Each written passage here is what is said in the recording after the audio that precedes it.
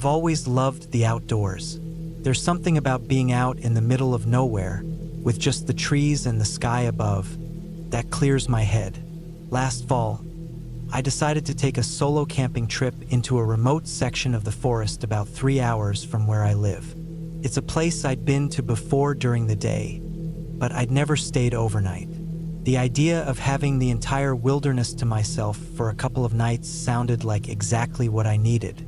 The drive out was uneventful. The road wound through small towns and farmland before it turned into a bumpy dirt track that led deep into the woods. By the time I parked at the trailhead, the sun was just starting to dip in the sky, casting a warm, golden light through the trees. I grabbed my backpack, checked my gear, and locked the car. The air was crisp and smelled of pine and damp earth. Felt perfect. The hike to my planned campsite was about 5 miles.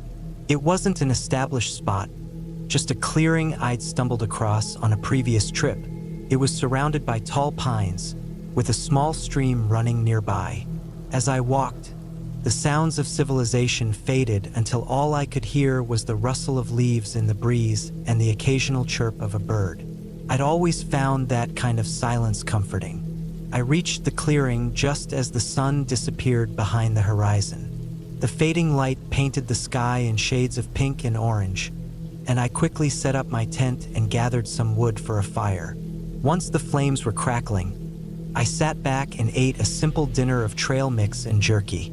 The warmth of the fire and the quiet of the forest had me feeling completely at ease. As the night deepened, the forest came alive with sounds. Crickets chirped in a steady rhythm, and somewhere in the distance, I heard the low hoot of an owl. The stars were brilliant overhead, unpolluted by city lights. I sat by the fire for a while, just staring up at them, before eventually crawling into my tent and zipping myself in. The ground was hard beneath my sleeping bag, but I didn't mind. The exhaustion from the hike and the calming sounds of the forest lulled me to sleep quickly. I woke up sometime in the middle of the night, disoriented. The fire had burned down to glowing embers, and the tent was pitch black. At first, I wasn't sure what had woken me. Then I heard it, a faint rustling sound, like something moving through the underbrush nearby. My heart started to pound, but I told myself it was probably just a raccoon or a deer. Still, I couldn't shake the feeling that something wasn't quite right. I lay still, straining to hear. The rustling stopped, and for a moment, the forest was silent again. Then, I heard a low, deliberate crunch of footsteps on dry leaves. They were slow and heavy, not the kind of sound an animal would make. My mouth went dry as I realized someone was out there, walking around my campsite. I stayed completely still, barely breathing. The footsteps circled the clearing, pausing every so often, as if whoever it was looking for something. My mind raced. Who could it be? A hunter? Another camper? But why would they be wandering around in the middle of the night without announcing themselves? I reached for the small camping knife I'd brought and held it tightly, though I knew it wouldn't be much use if things went bad. The footsteps continued for what felt like an eternity, moving closer to the tent, then farther away, then closer again. I could hear my heartbeat in my ears, each thud loud enough to drown out the faint noises outside. Finally, the footsteps faded, and the forest went quiet again. I stayed awake the rest of the night, clutching the knife and jumping at every little sound.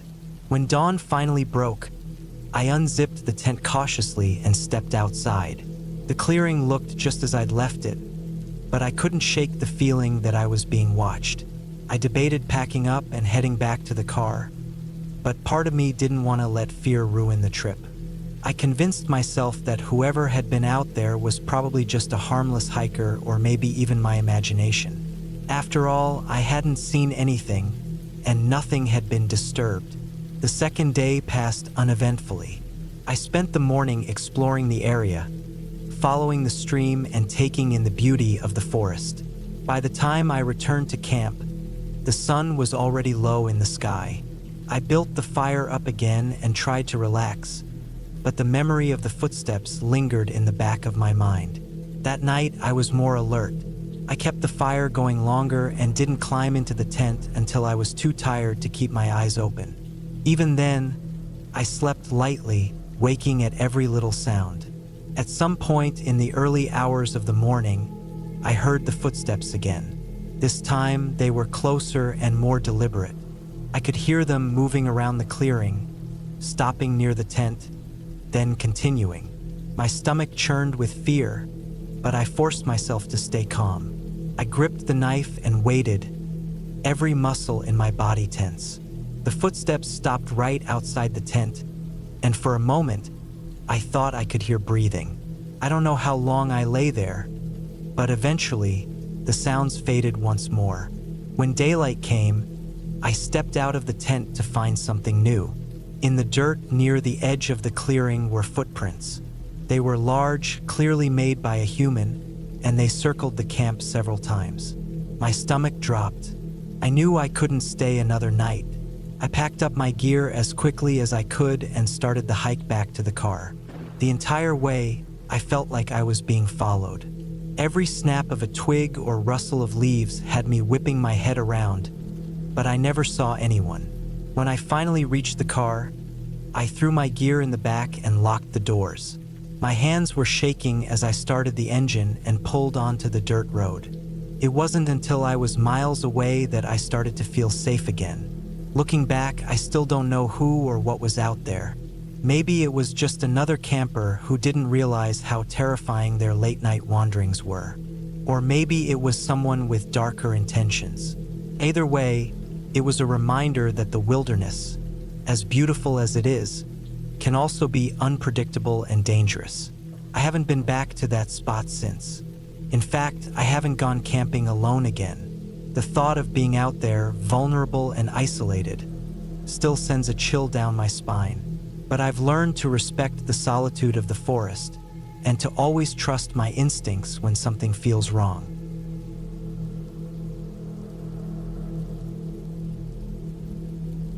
I was never much of a camper, but when my friend Mark suggested a solo trip into the woods to clear my head after a rough couple of months, I decided to give it a try. I had just gone through a breakup and lost my job, and I figured a few days away from the city noise might help. Mark lent me his old camping gear, a sturdy backpack, a two-person tent, a sleeping bag, and a small stove. He also gave me a map of the area and marked the best trails. The woods were about 2 hours from my apartment. I left on a Friday morning, hoping to set up camp and have the weekend to unwind. The drive out was uneventful, with winding roads that gradually turned narrower and less maintained. By the time I reached the trailhead, my phone had lost service. That was fine, I wanted to disconnect. The first hour of hiking was peaceful. The air was crisp, the kind that makes you feel awake but not cold. Birds chirped in the distance, and the sunlight filtered through the canopy of trees above. The trail was well marked, just as Mark had said. I stopped once to drink some water and check the map. I had planned to hike about 5 miles to a spot by a small lake that Mark had recommended. When I reached the lake, it was everything I hoped for. Still water reflecting the sky, surrounded by thick forest. There wasn't another soul around. I picked a flat spot near the water to pitch my tent. It took me longer than expected to set it up. The poles didn't seem to fit right, and I had to wrestle with the fabric a bit. But eventually, it stood firm. After that, I gathered some wood for a small fire. As the sun dipped below the horizon, I cooked a simple meal of instant noodles and sat by the fire. The forest changed as darkness fell. The birds quieted, replaced by the occasional rustle of leaves or a distant crack of a branch.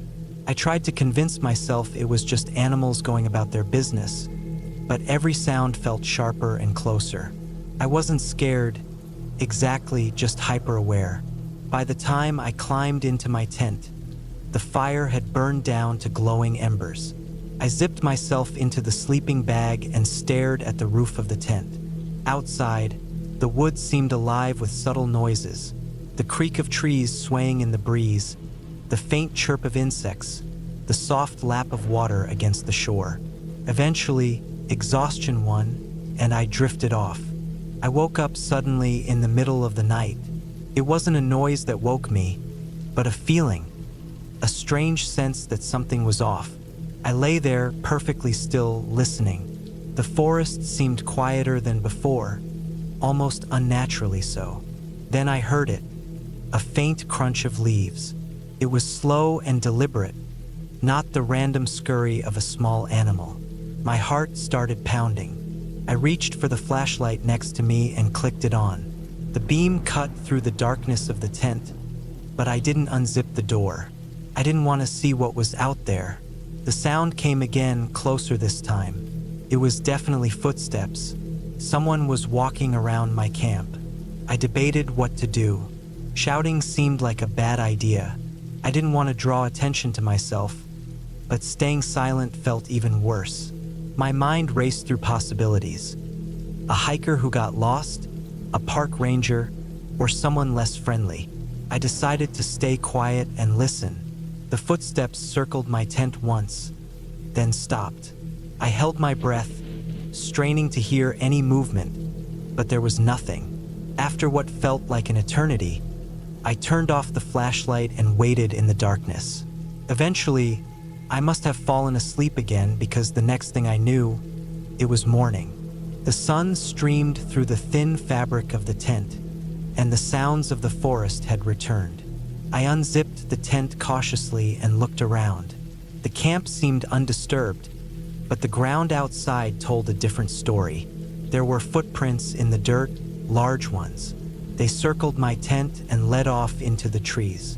I tried to convince myself it was nothing, maybe a prank by another camper or a hunter passing through. Still, I couldn't shake the unease. I packed up my gear quickly, deciding to move to another spot farther down the trail. I didn't want to spend another night there. The day passed without incident.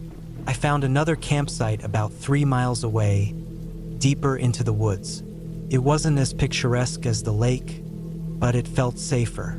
I spent the afternoon exploring the area, trying to distract myself. I found a small stream and refilled my water bottle using the filter Mark had given me. I even saw a deer in the distance, its ears twitching as it watched me. That night, I built another fire and cooked some canned beans. I tried to enjoy the solitude, but my mind kept drifting back to the footprints. Who had been out there? Why were they walking around my tent? As the fire died down, I double-checked that my gear was packed up and ready to go in case I needed to leave in a hurry. Then I crawled into the tent and zipped it up tight. I woke up to the sound of something tapping on my tent. It was rhythmic, like someone lightly drumming their fingers on the fabric. My stomach dropped. I grabbed the flashlight and shined it towards the sound, but the tapping stopped immediately. "Who's there?" I finally called out, my voice cracking. There was no response. I waited, gripping the flashlight like a weapon. The tapping didn't start again, but I could hear movement outside, the faint crunch of leaves underfoot. I stayed awake the rest of the night, listening.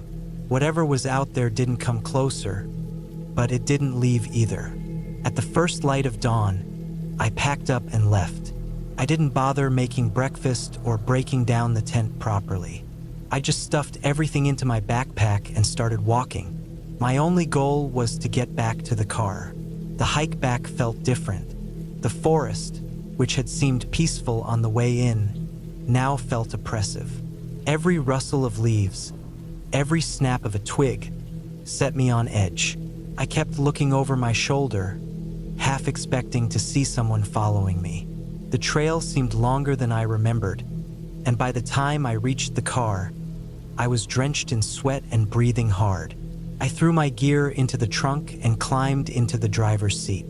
When I turned the key, the engine roared to life, and I felt a wave of relief. As I drove away, I glanced in the rearview mirror one last time. For a split second, I thought I saw something, a figure standing at the edge of the trees. But when I looked again, it was gone. I didn't stop driving until I was back in the city. When I got home, I unpacked my gear and found something that made my blood run cold. Tucked into one of the side pockets of my backpack was a piece of paper. It was folded neatly, and when I opened it, there were just 2 words scrawled in messy handwriting: "Nice try." I've thought about that trip every day since. I don't know who was out there or what they wanted, but I know one thing for sure. I won't be going back into the woods anytime soon.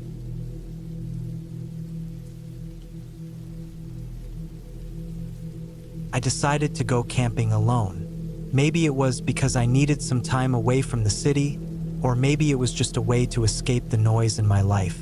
I had always been someone who enjoyed solitude. The woods were supposed to be a peaceful place, right? I had heard plenty of people say that they felt calm and renewed after spending time in nature. But that's not how it turned out for me. I made all the usual preparations. Packed a tent, sleeping bag, water, and food. I chose a remote spot deep in the forest, far away from any marked trails. It wasn't that I wanted to be isolated. I just wanted to experience the wilderness in its purest form. I remember reading somewhere that the best camping spots were the ones farthest from civilization. So I found a spot by a creek, set up my tent, and spent the evening gathering firewood. As dusk fell, the quiet of the forest grew heavier. The air was thick with the sounds of crickets and rustling leaves, but underneath it all, there was something else, something I couldn't quite place. It was a low hum, like the forest was alive in a way I wasn't familiar with. Still, I pushed the feeling aside. The fire crackled in front of me, casting dancing shadows on the trees. I roasted some marshmallows, enjoying the stillness of it all. For a moment, I felt at peace. But then, just as I was about to turn in for the night, I heard something. It was a rustling, not far from the campfire, like something large moving through the underbrush. My heart skipped a beat. I froze, listening carefully. I was alone, and the sound was coming from deeper in the woods. At first, I thought it might just be a deer or some other forest creature, but the sound didn't stop. It was too deliberate, too heavy, like something or someone was moving towards my camp. I stood up slowly, trying not to make any noise. The firelight flickered, casting long shadows across the trees. I grabbed a stick from the fire and held it out in front of me, just in case. My breath caught in my throat as I strained to listen. The rustling grew louder, closer. It sounded like it was circling my camp. I couldn't see anything in the darkness beyond the firelight. I reached for my flashlight, fumbling with the switch. The beam cut through the dark, illuminating the trees, but there was nothing there. Nothing except the shadows and the faint outlines of the forest. I exhaled, trying to steady my nerves. Maybe it was just a raccoon or a bear, but something told me that it wasn't. I didn't want to stay out there alone anymore. My mind raced with thoughts of every possible danger. Wild animals, people, anything. I couldn't shake the feeling that I was being watched. The feeling that something was in the woods with me, and it wasn't just an animal. I quickly doused the fire and crawled into my tent. The fabric felt thin and inadequate against the vast darkness outside. I zipped myself in tight, my heart pounding. I tried to convince myself that I was being paranoid. The noises could have been anything. I was in the woods, after all, but I couldn't ignore the fact that the sounds had stopped just outside my camp, and it didn't feel right. I lay in the dark, wide awake, listening. The occasional rustle of leaves drifted into the tent, but it was more like the wind now. Nothing heavy, nothing deliberate. Maybe I had overreacted. Maybe I was just hearing things. But then I heard it again. A sound, too close this time, like something large moving around my tent. I held my breath, praying it would go away. But the sound grew louder, closer. It wasn't an animal. It sounded like footsteps. I was paralyzed with fear. I knew I should make a run for it, but something kept me frozen in place. Maybe it was the sheer size of the forest, the thought of getting lost in it. Or maybe it was the creeping dread of what might be out there. Suddenly, a sharp snap echoed through the woods, like a branch breaking. I nearly jumped out of my skin. My pulse raced.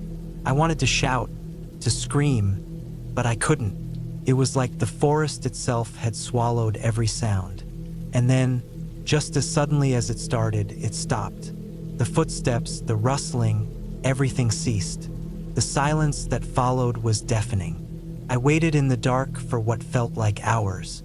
I kept telling myself it was just my mind playing tricks on me, that everything was fine. But I couldn't shake the feeling that something was out there. I barely slept that night. The next morning, I packed up my camp early, my hands trembling as I stuffed everything into my bag. I didn't care about the hike back to civilization. I just needed to get out of that forest. But as I made my way back, the woods seemed different. The trees were thicker, the shadows deeper, and the hum was still there, barely audible but present. It was like the forest was alive, watching me. By the time I reached the road and saw my car in the distance, I thought I was safe. But as I drove away, I couldn't shake the feeling that I hadn't been alone in those woods, that whatever had followed me last night was still out there.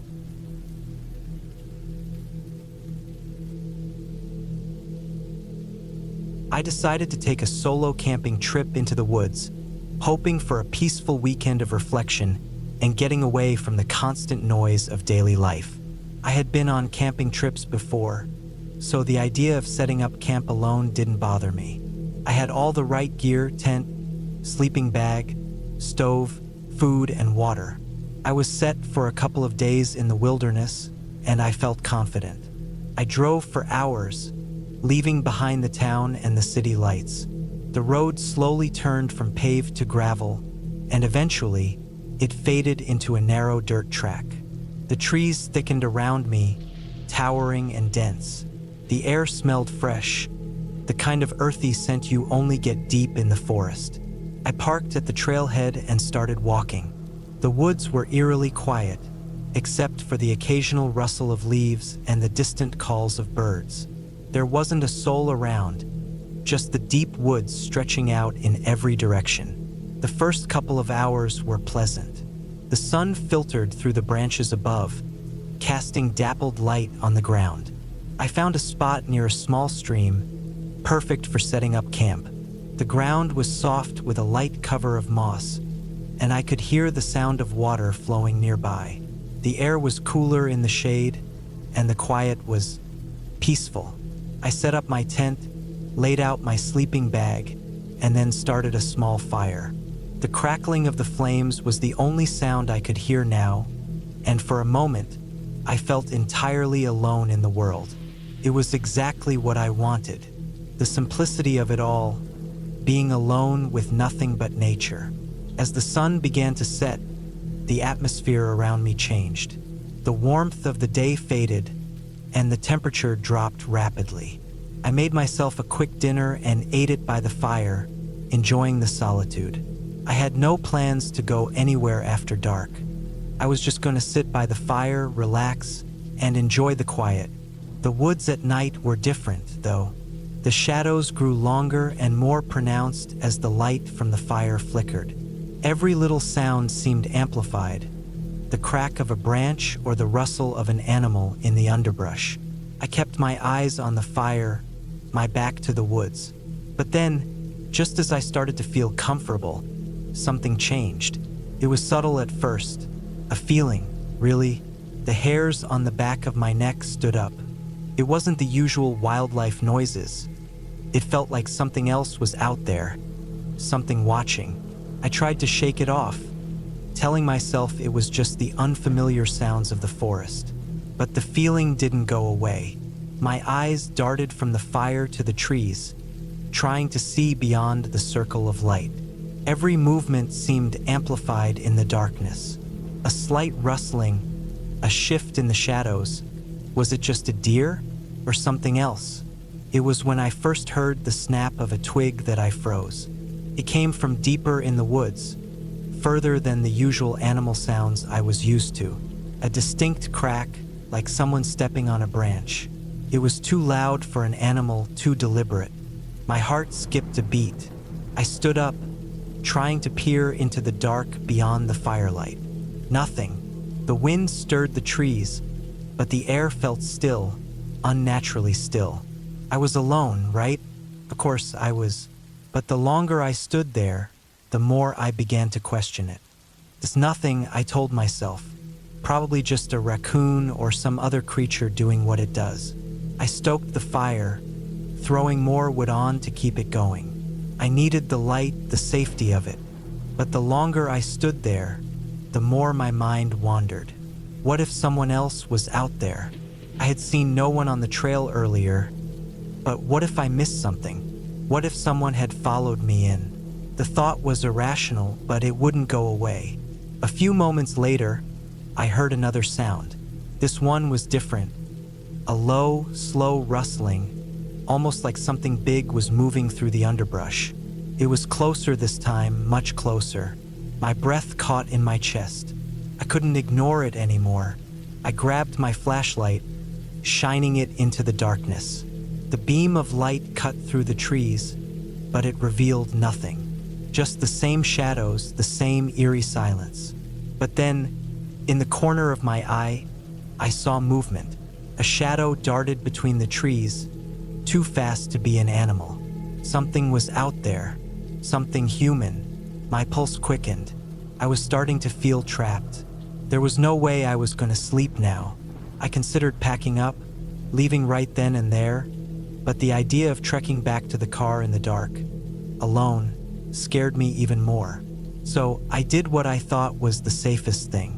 I grabbed my knife, tucked it into my belt, and sat back down by the fire, trying to steady my breathing. The noises continued, distant, creeping, but I didn't dare leave the fire. If I stayed where I was, I reasoned, I'd be safe. The fire was my barrier. I clung to that logic, even as the unsettling feeling in my gut grew stronger. It was hours before the noises finally stopped. My mind raced with every possible explanation. Wild animals, the wind, some other camper, or maybe I had just been imagining things. But there was no mistaking that moment when the noise stopped, leaving only the sound of my own heartbeat. Exhausted, I finally collapsed into my tent. My mind wouldn't quiet. Every creak of the tent fabric, every gust of wind against the trees, made me jump. But eventually, I fell into a fitful sleep, not trusting the quiet, not trusting anything around me. I woke up at dawn, the sun barely peeking over the horizon. It had been a restless night, but I was still alive, and I convinced myself that maybe I had just been too paranoid. The forest was still. No strange sounds, no shadowy figures. Just the normal, peaceful morning noises of the woods. After packing up my tent and cleaning up the camp, I started the hike back to the trailhead. My muscles ached from the tension of the previous night.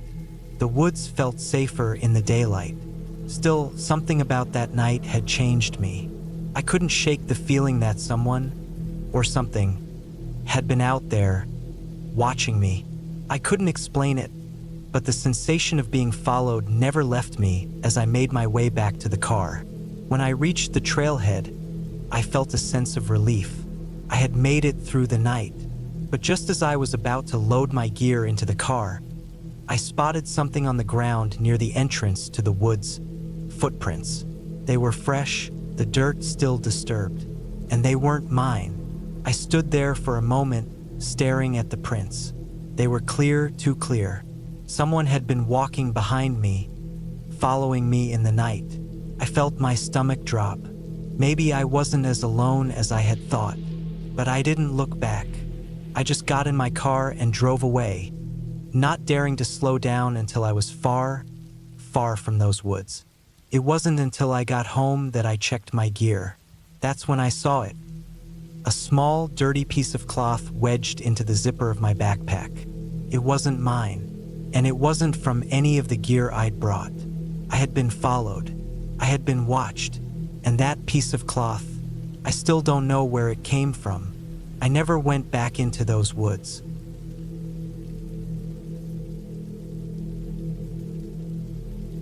I didn't expect my weekend camping trip to end the way it did. It was supposed to be a simple break. Just me, a tent, some supplies, and the silence of the woods. What I didn't know was that the woods had something far more unsettling in store for me than I could have imagined. The plan was straightforward. Hike into the forest, set up camp near a quiet stream, and spend a couple of nights in the solitude of nature. I've always loved camping. There's something peaceful about being out in the wilderness, disconnected from everything. No phones, no internet, just the raw sounds of nature. I drove out to the trailhead early in the morning, feeling a little anxious but mostly excited. The air was crisp. The sun was just beginning to rise, casting golden light over the trees. I parked my car, loaded my backpack with food, water, a tent, and my gear, then started down the trail. The hike wasn't hard, about 5 miles into the woods, but it was quiet. Too quiet, I thought. There were no birds, no rustling of small animals, just the sound of my boots crunching on the dirt trail. At first, I dismissed it, thinking maybe it was just the time of year. Maybe the animals were still hunkered down for winter, or maybe it was too early for the birds to be active. Still, there was something unsettling about how still everything was. After a couple of hours of walking, I finally arrived at the spot I'd chosen. A small clearing near a stream. The sound of the water flowing over rocks was the only noise, and it was strangely calming. I set up my tent quickly, ensuring everything was in place. Sleeping bag, camp stove, food. By the time I had everything set up, it was late afternoon. I decided to make a fire and cook some dinner. As the sun started to dip behind the trees, the warmth from the fire was a relief. I sat there for a while, eating and watching the flames dance. But there was something in the air, an unease that I couldn't shake. The woods felt wrong, but I couldn't pinpoint why. The feeling deepened as night fell. The forest became darker, colder, and the air seemed to thicken. The wind began to pick up, rustling the branches high above me, but there were no sounds of animals. Not a single critter, no chirping insects, no distant howls. Just wind, the crackling of my fire, and the sound of my own breathing. I tried to brush it off. It was probably nothing. Maybe I was just tired from the hike. I crawled into my tent and zipped it up, lying on my back and staring at the ceiling, waiting to drift off to sleep. But sleep didn't come. Instead, I lay there in the dark, eyes wide open, listening. At first, I thought I heard something in the distance. A twig snapping, a faint rustle in the underbrush.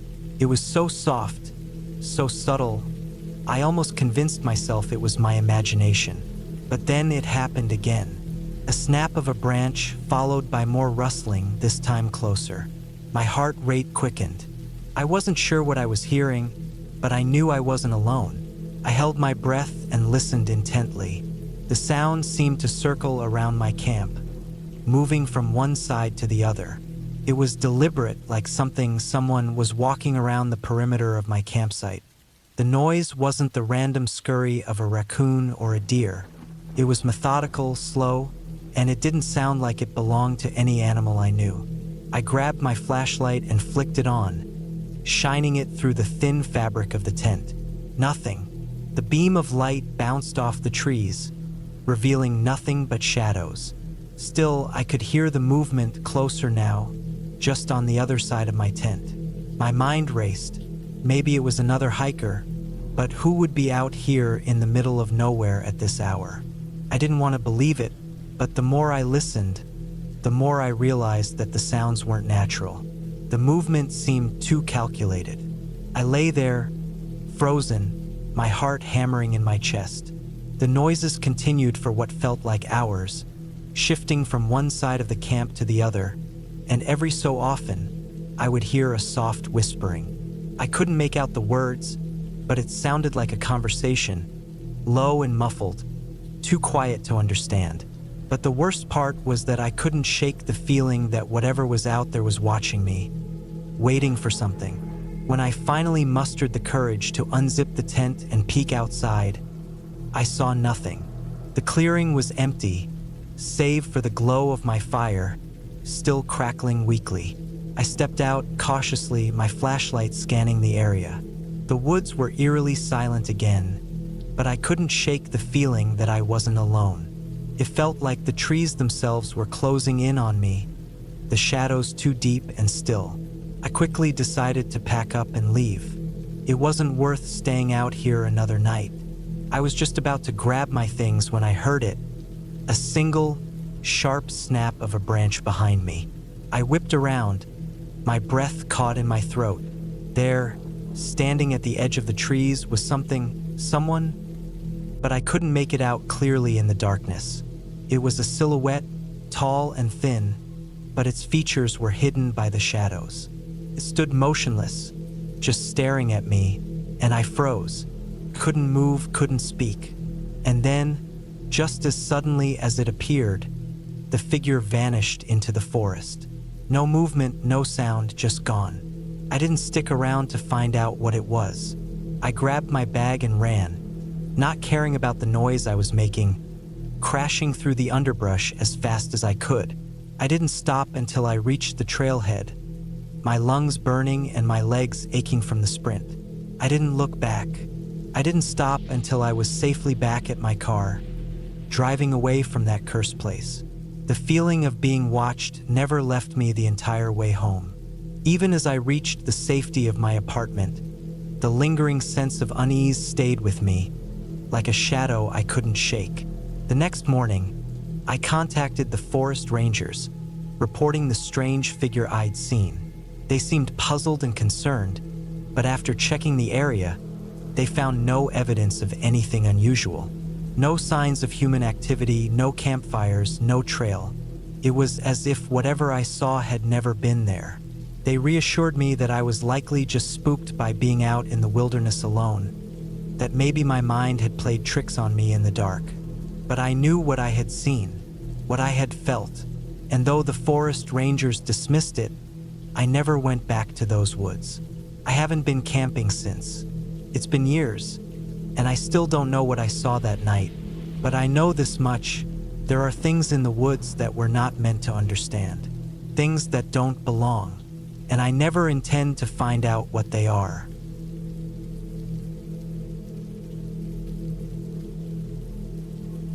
It was supposed to be a peaceful camping trip, a chance to escape the noise of everyday life and lose myself in nature for a few days. I had chosen a remote spot in the woods, far from the usual trails. It was just me, my tent, and a few supplies, the kind of place where you could finally breathe and reset. The weather was perfect when I arrived. It was late afternoon, and the sun was still high in the sky, casting long shadows between the trees. The air smelled fresh, full of pine and earth. I set up camp, taking my time to enjoy the process, feeling the excitement of being alone in the wild. There was something therapeutic about it. The quiet, the solitude, and the simple act of preparing my little space in the forest. As the sun began to set, the birds' songs grew quieter, replaced by the rustling of the wind in the leaves. I built a small fire and sat back, watching the flames flicker and dance. There was no one around for miles, and the thought made me feel free, at ease.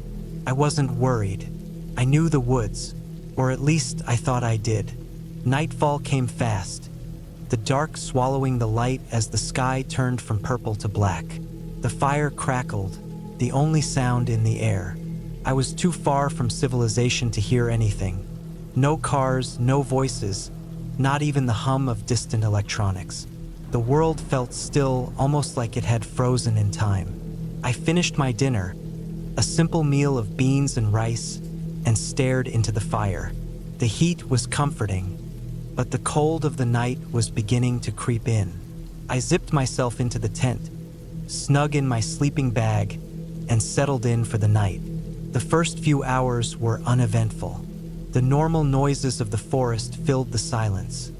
Crickets, the occasional animal rustling in the underbrush, the distant call of an owl.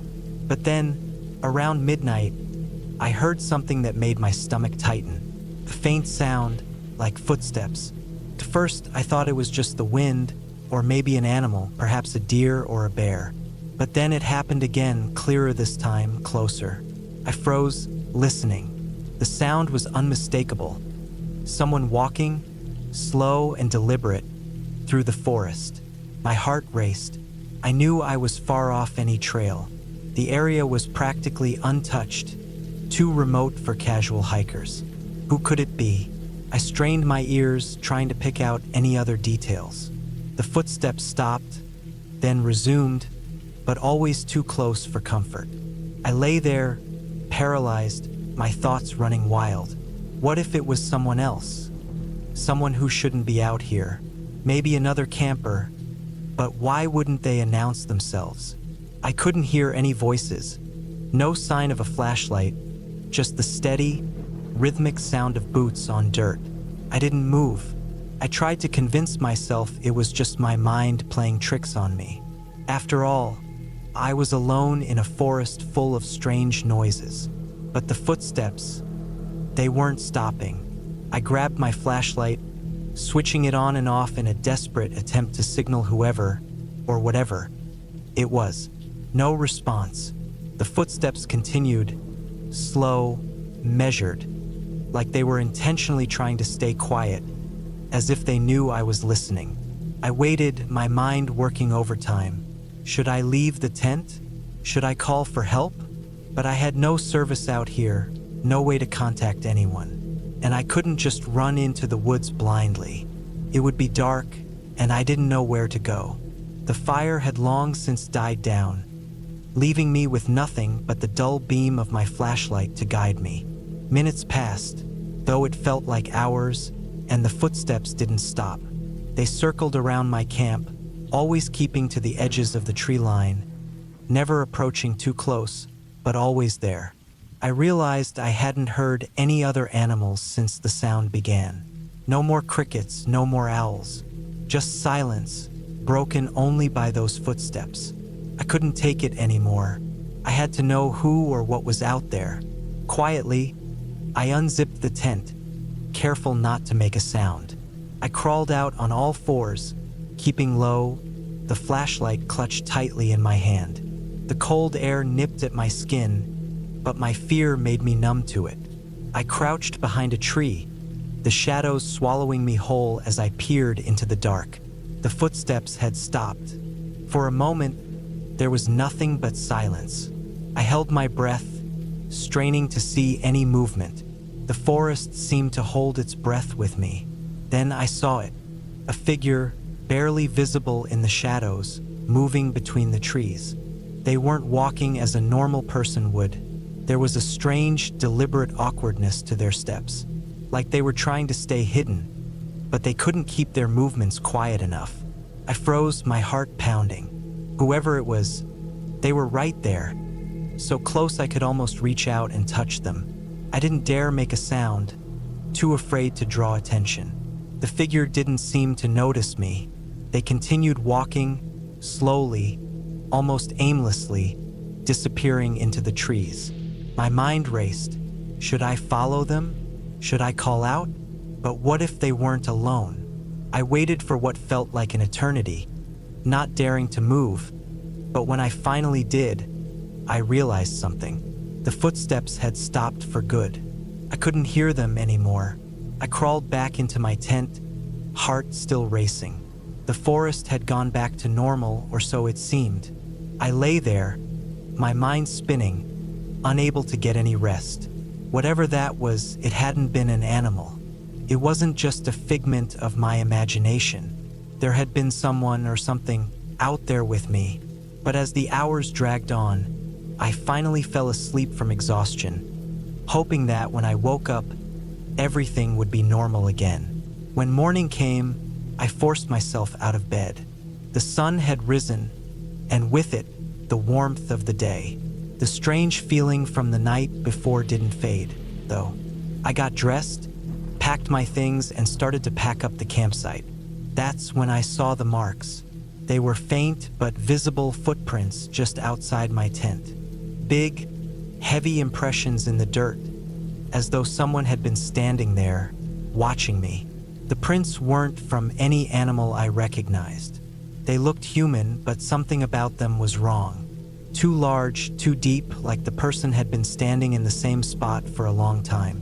I looked around, but there was no sign of anyone nearby. The forest was quiet again, as if nothing had happened at all. But I couldn't shake the feeling that someone, or something, had been right there, close enough to touch. I packed up quickly, trying not to panic. Whatever had happened the night before, I didn't want to stick around to find out more.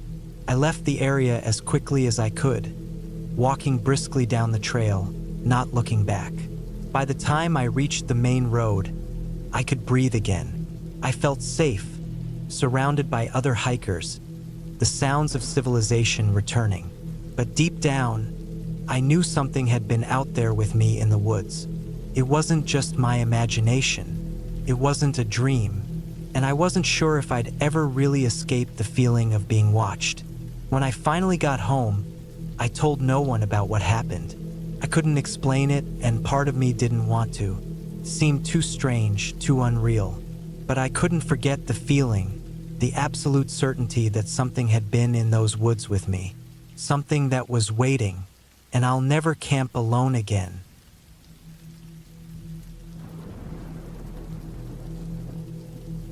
It was supposed to be just another weekend getaway. Me, a tent, a campfire, and the woods. I'd been camping alone before. It was always peaceful, a way to escape the noise and demands of daily life. I thought it would be the same this time. I should have known better. I parked my car on the gravel road and stared at the dense forest ahead. There was no one around, no other campers or signs of life, just trees, dirt, and the wind. I grabbed my gear from the trunk, a small tent, sleeping bag, and a few days' worth of food. The air was crisp, the kind that made the hairs on your neck stand up, but I didn't think much of it. I had picked this spot because it was supposed to be remote, a hidden gem for those who wanted to escape the crowd. But now, standing there alone, the silence felt more oppressive than tranquil. The forest was dense, and the trees loomed tall, their trunks covered in moss. I set off on the narrow trail that led deeper into the woods. The ground was soft, damp from the recent rain, and the only sound was my footsteps crunching on the wet leaves. I walked for what felt like hours, my mind drifting from thought to thought. It was strange how quickly the world felt distant out here. There was no sound of cars, no distant hum of a highway, just the occasional rustle of animals moving in the underbrush. Felt like I had stepped into a different world, far away from everything. A world where I was alone, and nothing could reach me. I finally found a good spot by a small clearing near a creek. It was perfect. The ground was soft enough to set up the tent, and I could hear the gentle flow of the water nearby.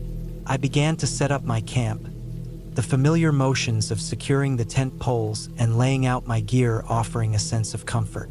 By the time I finished, the sun was starting to dip below the trees. The air was cooling, and a faint breeze rustled the leaves above me. I lit the small campfire I had prepared, watching the flames flicker and dance in the twilight. The smell of burning wood mixed with the fresh, earthy scent of the forest. I sat there, staring into the fire, listening to the crackle of the logs. It was peaceful, too peaceful. That night, the silence seemed to stretch on longer than usual. No animals calling, no distant sounds of other campers. Just the fire, the crackling of the wood, and the occasional rustle of leaves in the breeze. The shadows grew deeper around me as the night settled in. I tried to shake the feeling that something was wrong. It wasn't fear exactly, just a sense that I wasn't entirely alone. The woods felt too still, too quiet, and as the night wore on, that feeling only deepened. I couldn't shake the thought that someone, or something, was watching me. I brushed it off. It was just my imagination. I'd been alone out here before and nothing had ever happened. I got into my tent, zipped it shut, and tried to sleep, but the rustling sounds outside continued, faint at first, and then more pronounced, like something large moving through the underbrush. I lay still, staring at the ceiling of the tent, trying to ignore the sound. Then came the snap of a twig. It was clear now. Something or someone was out there. I tried to convince myself it was just a deer, a raccoon, something harmless. But I couldn't shake the feeling of being watched. I stayed as still as possible, my heart pounding in my chest. The noise stopped for a while, but I couldn't sleep. Every small sound made me jump. The wind moved the branches above me, creating strange, creaking noises that seemed louder than they should be. I reached for my flashlight, keeping it under the blanket of darkness in case I needed it. My hands shook as I held it, the beam of light cutting through the pitch black of the tent. Outside, the rustling had resumed, closer now, like whatever was out there was moving around the camp, circling it. Could have been a bear, or a coyote, but it didn't feel like that. It didn't feel right. Minutes passed, and I continued listening.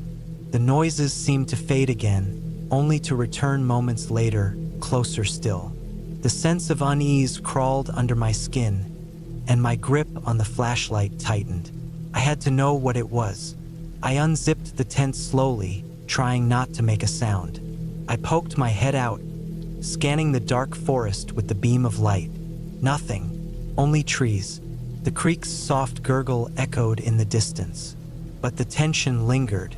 I forced myself to step out of the tent, my feet crunching against the dry leaves as I moved around the campfire. I called out into the darkness, hoping my voice would break the eerie silence. Nothing answered. No creatures, no movement, just that unnerving stillness. I couldn't shake the feeling that I wasn't alone. My senses were on high alert, my heart pounding in my chest. I took a deep breath and tried to calm myself. I was just being paranoid, right? The fire was dying down, and the air had turned colder. I didn't want to admit it, but I felt an overwhelming urge to leave. But I couldn't. Not yet. I had to wait for morning. It was safer to wait until the light came. I convinced myself of that, even as the growing sense of dread settled deeper into my bones. I went back into the tent and zipped it up tightly. The night stretched on, and I lay there in the dark, trying not to focus on the sounds outside. But they were there. The occasional snap of a twig, the shifting of branches, the feeling of eyes on me. It wasn't until the first light of morning that I allowed myself to relax. Just a little. The noises had stopped, and the woods around me seemed calmer, less oppressive. The sun was just beginning to rise, casting a soft glow over the trees. I took a deep breath, relieved that the night was finally over. But when I went outside to assess my camp, I saw something that made my blood run cold. The logs from the fire were scattered around, kicked and pushed away from the ring. And next to my tent, in the soft earth, were fresh footprints. They weren't animal tracks. They were human, clear as day. I froze, my mind racing. I had been alone. There was no one else out here. But those footprints were real. They were fresh. And whoever they belonged to had been watching me. It didn't matter that the woods had fallen silent again, or that the sun was now fully up. I knew I had to leave. Now, I packed my gear in a frantic rush, not bothering to properly secure anything. I couldn't get out of there fast enough. The thought of staying one more minute in that place made my skin crawl. I threw everything into my car, slammed the door shut, and sped down the gravel road, the trees blurring by.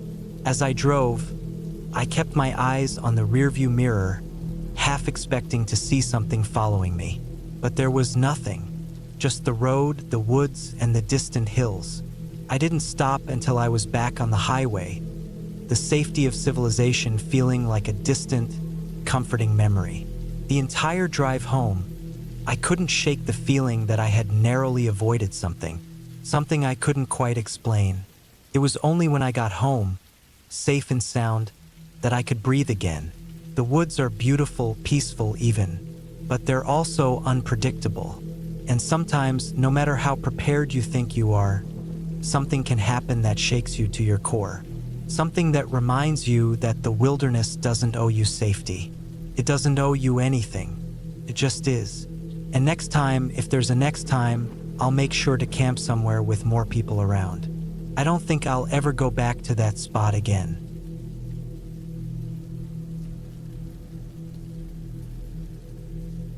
It was supposed to be a quiet, peaceful weekend in the woods, just me and my backpack, far from the chaos of the city. I needed the break, the space to clear my head. The campsite was tucked deep into the forest, miles away from any real roads. I knew it would be a challenge to get there, but that's why I chose it. No distractions. Just nature, no people. I left my car parked by the trailhead and started on foot. The path was narrow, barely wide enough for a person to walk, with thick underbrush crowding both sides. The trees were tall, towering over me, their branches swaying gently in the breeze. The sun was low in the sky, casting long shadows as I moved deeper into the forest. It felt peaceful at first, the kind of peace you get from being alone with nature. Birds chirped, the wind rustled the leaves, and the distant sounds of the forest were like a lullaby. But there was something unsettling about it too. The deeper I went, the quieter it seemed to get. No squirrels running up trees, no rustling in the underbrush. Just the occasional bird call that felt more distant than usual. By the time I reached the campsite, the sun had already begun to set. The small clearing was surrounded by tall pine trees, their thick trunks casting long shadows across the dirt. The only sounds now were the soft rustle of the wind through the branches and the occasional snap of a twig underfoot. I set up my tent quickly, trying to ignore the feeling of being watched. It was just the isolation getting to me, I told myself. There was no one here, nothing to be afraid of. After the tent was set up, I made a small fire, its warmth and flickering light making the surrounding darkness feel more bearable. I sat on a log nearby, cooking a simple dinner and trying to relax. The fire crackled, sending occasional sparks into the air. The smell of burning wood mixed with the fresh, earthy scent of the forest. I tried to enjoy the peacefulness, but my mind kept wandering. Every now and then, I'd catch a strange noise, something that didn't quite belong. A rustle in the bushes, a snap of a twig. It wasn't the normal sounds you'd expect from a forest at night. I tried to brush it off. It's just animals, I thought. But the longer I sat there, the more I started to feel uneasy. The woods had a way of making you feel small, insignificant, like you were part of something much bigger and older than you. I stood up, walked over to the fire, and added another log, hoping the flames would keep the unease at bay. That night, I lay in my tent, the fire still crackling outside. The wind had picked up, making the trees sway and creak. It was a soothing sound at first, but soon it felt oppressive, like the forest itself was breathing. I tried to sleep, but every time I closed my eyes, I felt that strange, gnawing sensation, like someone or something was just outside the tent, watching. I must have finally dozed off, because I woke up with a start in the middle of the night. The fire had died down to a faint glow, casting eerie shadows on the walls of the tent. The wind had quieted too, leaving the forest in a thick, oppressive silence. But there was something else, a sound, a faint tapping, like someone was gently knocking on the side of the tent. My heart began to race. I held my breath, listening. The tapping came again, this time a little louder, more insistent. My mind raced, trying to come up with a rational explanation. Maybe it was just the wind or a branch brushing against the tent. But it was too rhythmic, too deliberate. I couldn't shake the feeling that whatever it wasn't natural. I slowly reached for the flashlight beside me, my hands shaking. As I turned it on, The beam of light sliced through the darkness, illuminating the fabric of the tent. I held the flashlight up, scanning the area outside. Nothing, no movement, no sign of anything, but the tapping didn't stop. Continued, now coming from the opposite side of the tent. I froze, my breath caught in my throat. I could hear the sound so clearly, as though someone was right outside, just inches away from me. My mind raced, trying to figure out what to do. Should I check it out? Should I stay hidden and wait until morning? I listened again, straining to hear. The tapping stopped, replaced by a new sound, soft, almost imperceptible footsteps moving around the perimeter of the tent. I could feel the weight of each step in my chest, the sense that something or someone was circling, studying. I couldn't take it anymore. I grabbed my knife from my backpack and carefully unzipped the tent door, hoping to catch whatever it was before it noticed I was awake. The cold night air hit me like a slap as I stepped out, flashlight in hand. The forest was dark, the trees towering overhead, casting long shadows that seemed to stretch toward me like fingers. There was nothing there, no one, just the usual sounds of the night. My heart pounded in my chest, my breath coming in short, shallow gasps. I stood there for a long moment, waiting for something to happen, but the only sound was the wind through the trees. I tried to calm myself, telling myself I was overreacting. I was just tired, maybe hallucinating. It's easy to let your mind wander in the quiet of the woods at night. But as I turned to go back inside the tent, I noticed something that made my blood run cold. A set of footprints, barely visible in the moonlight, were pressed into the dirt just outside my tent. They were fresh, still soft, the edges not yet crumbled from the earth. They circled the tent, stopping just at the spot where I'd been sleeping. My throat tightened.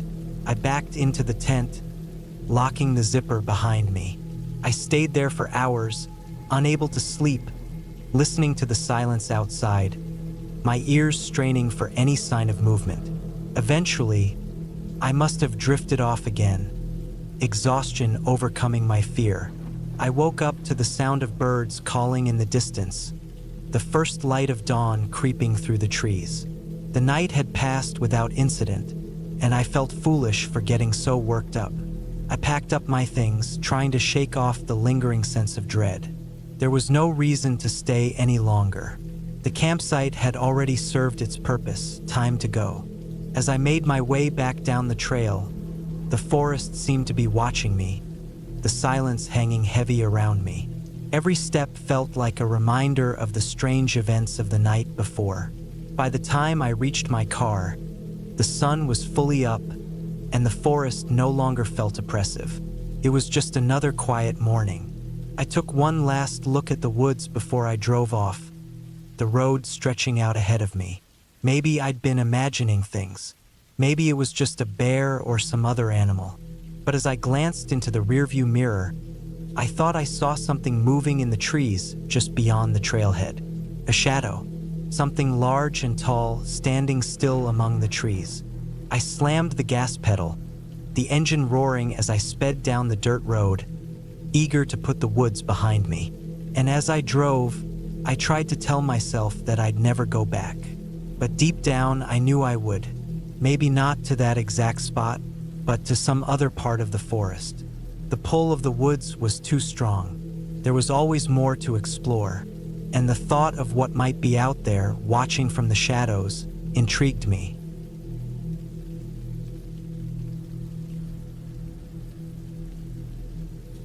It was supposed to be an ordinary camping trip.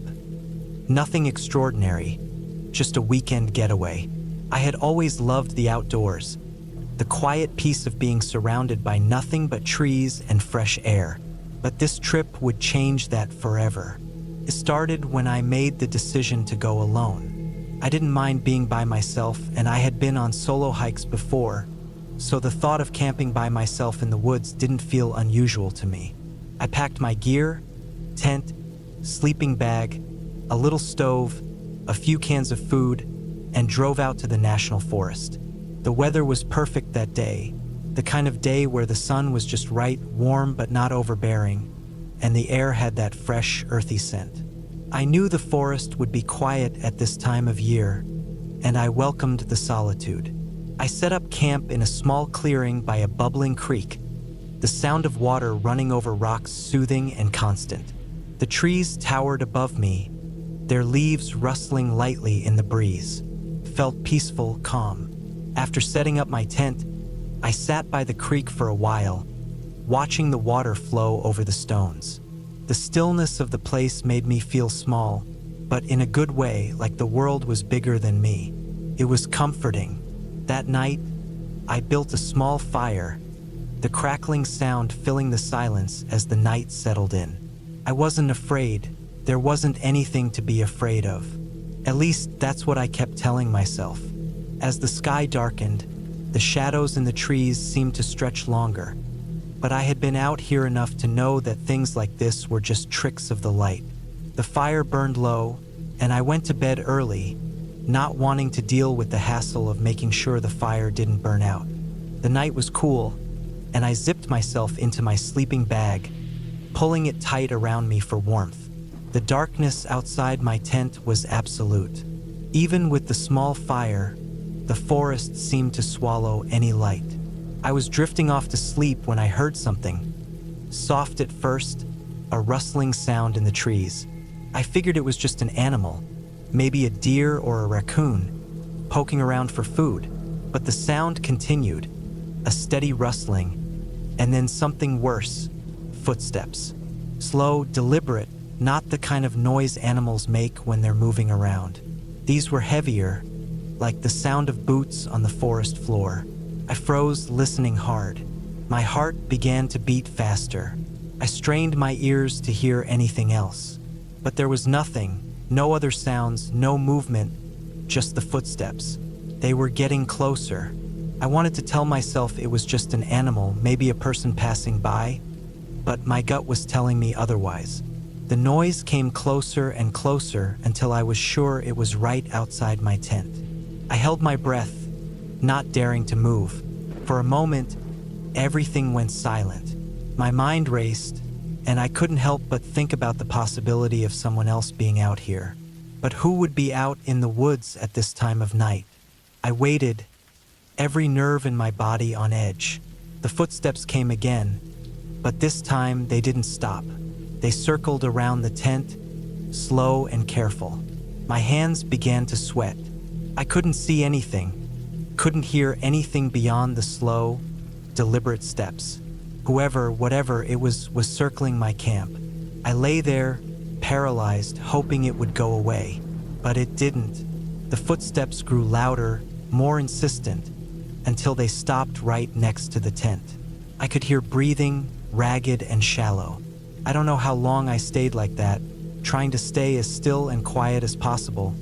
But eventually, the footsteps moved away, fading into the trees. I waited for a long time before I dared to peek out of my tent. I unzipped the door just a little, barely enough to see anything. The campfire was out, and the woods were black, silent once again. Nothing moved. I thought about grabbing my gear and leaving, but I didn't. Instead, I convinced myself it was just my imagination. Maybe I had heard something from further away and it had just sounded closer because of how quiet the forest was. I closed my eyes again and tried to sleep, but sleep didn't come easily. My mind raced, every little noise making my heart skip a beat. I woke up with a start, disoriented, unsure of where I was. The tent felt much colder than it had before, and I could see my breath in the air. Something wasn't right. The forest around me was completely silent, the usual night sounds gone. Even the creek had stopped its gentle bubbling. I unzipped the tent slowly, trying not to make a sound. Outside, the sky was just beginning to lighten with the first signs of dawn. The woods, however, didn't feel welcoming anymore. They felt off. The trees were too still, the air too thick. Something had changed. I stepped out of the tent cautiously, scanning the area around me. My fire pit was completely cold. the remains of the fire barely visible. But there, in the dirt near my tent, were fresh footprints, human footprints. My breath caught in my throat. They were clear, recent, and they circled my camp the same way the footsteps had the night before. The prints weren't large, but they were distinct, the kind of pattern you only get from boots. But I couldn't remember hearing anyone approach in the night, and I was certain no one else had been there before the morning. I grabbed my backpack and everything I could fit in it, packing it quickly. It didn't matter if I wasn't ready to go. Something was wrong, and I needed to get out of there. As I started to leave the clearing, a thought hit me. What if I was being watched? I stopped dead in my tracks. I didn't know why the thought had crossed my mind, but it felt real. A cold shiver ran down my spine. I glanced over my shoulder, scanning the trees, but I couldn't see anything. Just the endless stretch of forest. But I felt it, like eyes on the back of my neck, an overwhelming feeling of being observed.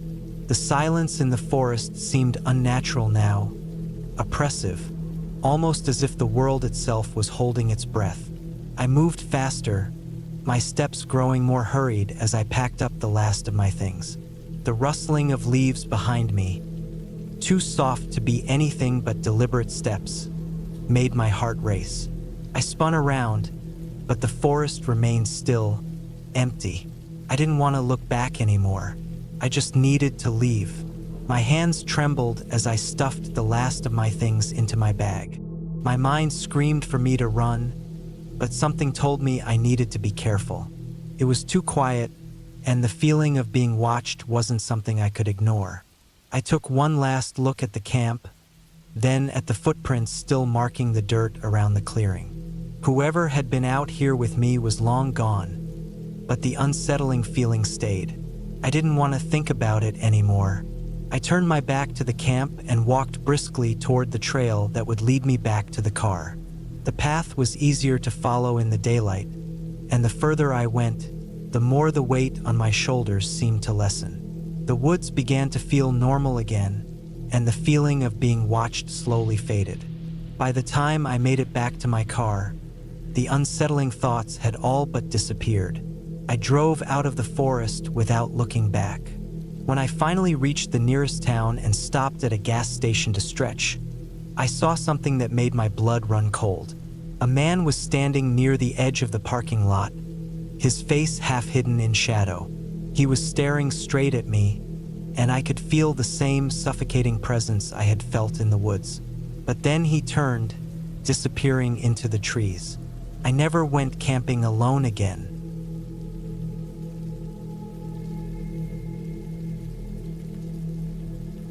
I had been looking forward to the weekend camping trip for weeks.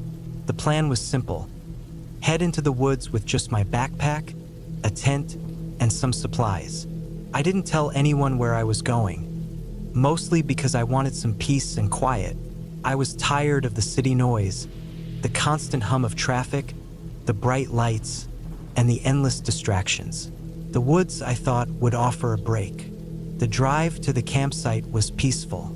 The further I went, the quieter it got, until the sound of my car's engine was the only thing keeping me company. As I pulled up to the entrance of the forest, the road began to get narrower, more rugged. The trees were denser, and the light from the sun barely reached the forest floor. It felt like the world was shutting off around me, leaving only the whispers of the wind and the rustle of leaves. I parked my car in a small lot by the trailhead. There were a few other cars, but none of them had any people around. Maybe they had all headed deeper into the woods, or maybe they were just stopping for a quick break. I didn't care. I grabbed my backpack, threw on my boots, and set off on the trail, eager to put some distance between myself and the parking lot. The air was crisp, the kind of cold that made your lungs feel fresh with every breath you took. The forest floor was covered with a thick layer of leaves, and every step I took crunched beneath my boots. Felt like a different world entirely. The deeper I went into the woods, the more isolated I felt. The birds chirped overhead, and the occasional squirrel scampered across the path, but otherwise, It was just me and the forest. I had planned to find a nice, secluded spot to set up my camp, far enough from the main trail that I wouldn't be bothered by hikers. After about an hour of walking, I found a small clearing with a stream running through it. It was perfect. I set down my gear and began setting up my tent. The process was familiar, almost comforting. I had camped many times before, but there was something different about this place. It felt empty in a way that made the silence seem even more pronounced. By the time the tent was up and my fire pit was set, the sun had begun to dip below the horizon. The woods around me were starting to darken, and the shadows stretched long across the ground. I built a small fire and sat back to watch the flames dance, the crackling of the logs filling the air. The temperature had dropped significantly, and I pulled on my jacket, grateful for its warmth. As the fire flickered, I pulled out some dried food and ate in silence, listening to the occasional splash of water from the stream. It wasn't much, but it was enough to keep me content. The night settled in quickly, and the woods became even darker. The fire's light cast eerie shadows around the clearing, making the trees seem taller and closer than they actually were. I finished eating and decided to take a walk. The moon had risen, casting a soft light over the woods, and I figured I could stretch my legs before heading to bed. I grabbed my flashlight and stepped away from the fire, heading toward the edge of the clearing. The beam of light swept across the trees, and I could see the shapes of rocks and fallen branches scattered along the ground. I walked a bit further into the woods, the air growing colder as the wind picked up. I wasn't worried. I had been hiking in forests before, and this was nothing new. The trees were thick around me, their branches swaying in the wind. The crunch of my boots on the leaves was the only sound I could hear. Then something changed. I heard a sound, faint at first, like a rustling in the distance. I stopped, my breath catching for a moment. I listened. It was quiet again, but then it came again, a low, scraping noise. It was coming from behind me, somewhere in the trees. I turned around quickly, but there was nothing there, just shadows, stretching in every direction. I shook my head. It was nothing, just my imagination, maybe a raccoon or some other animal. I turned back and began walking again, trying to push the thought out of my mind. The wind picked up, and I pulled my jacket tighter around me. The cold seemed to seep through my clothing, but I kept walking, determined not to let my nerves get the best of me. Then, just as I was starting to relax, I heard it again. This time it was much closer, a scraping sound like something dragging along the ground. I froze in place, my heart pounding in my chest. My flashlight swept across the trees, but there was nothing to be seen. For a moment, I stood completely still, listening. The wind howled through the branches, and the rustling noises seemed to shift around me, coming from different directions now. My breath quickened, my pulse racing. I had no idea what was out there, but something didn't feel right. I started walking back to the clearing, but the rustling noises seemed to follow me. They weren't exactly footsteps, but they were close enough to make my skin crawl. I picked up my pace, but the noises kept pace with me, always just behind, never quite close enough to reveal themselves. Finally, I broke into the clearing, my heart pounding in my chest. I didn't stop to look back. I rushed to the fire and threw more wood onto it, watching as the flames leaped higher into the night. The crackling sound of the fire seemed to drown out the noises from the woods, but the feeling of being watched didn't go away. I stayed by the fire for what felt like hours, staring into the flames, not daring to look around me. Eventually, the noises stopped, and the woods grew quiet again. I wasn't sure if I had imagined it, but I wasn't about to take any chances. I crawled into my tent, zipped it up tightly, and lay there wide awake, listening to every sound around me. I didn't sleep much that night. Every time I closed my eyes, I saw flashes of shadows in the trees, heard the scraping sound, and felt that nagging sense that something was out there, watching me. But by morning, the woods seemed normal again. The sun rose, and the birds began to sing. The only trace of the night's strange happenings was the feeling of unease that still clung to me. I packed up my camp, eager to leave. I didn't care if I didn't stay for the full weekend. There was something off about this place, something I couldn't explain. Maybe it was just my nerves, but I wasn't about to find out. As I walked back to the car, the woods seemed to open up around me, the trees parting to reveal the trail leading out. I reached the parking lot, my footsteps echoing in the stillness, and I didn't stop until I was back in my car, driving away. I glanced in the rearview mirror, half expecting to see something, but the road was empty, and the woods were far behind me.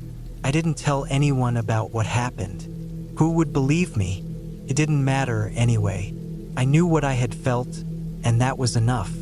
I'd been in the woods many times before, but something about this trip, something about that night had changed me. I had gone out there seeking peace and solitude, but what I found instead was a reminder that the woods hold more than just trees and wildlife. They hold secrets, things that can't always be explained. And I wasn't about to test my luck again.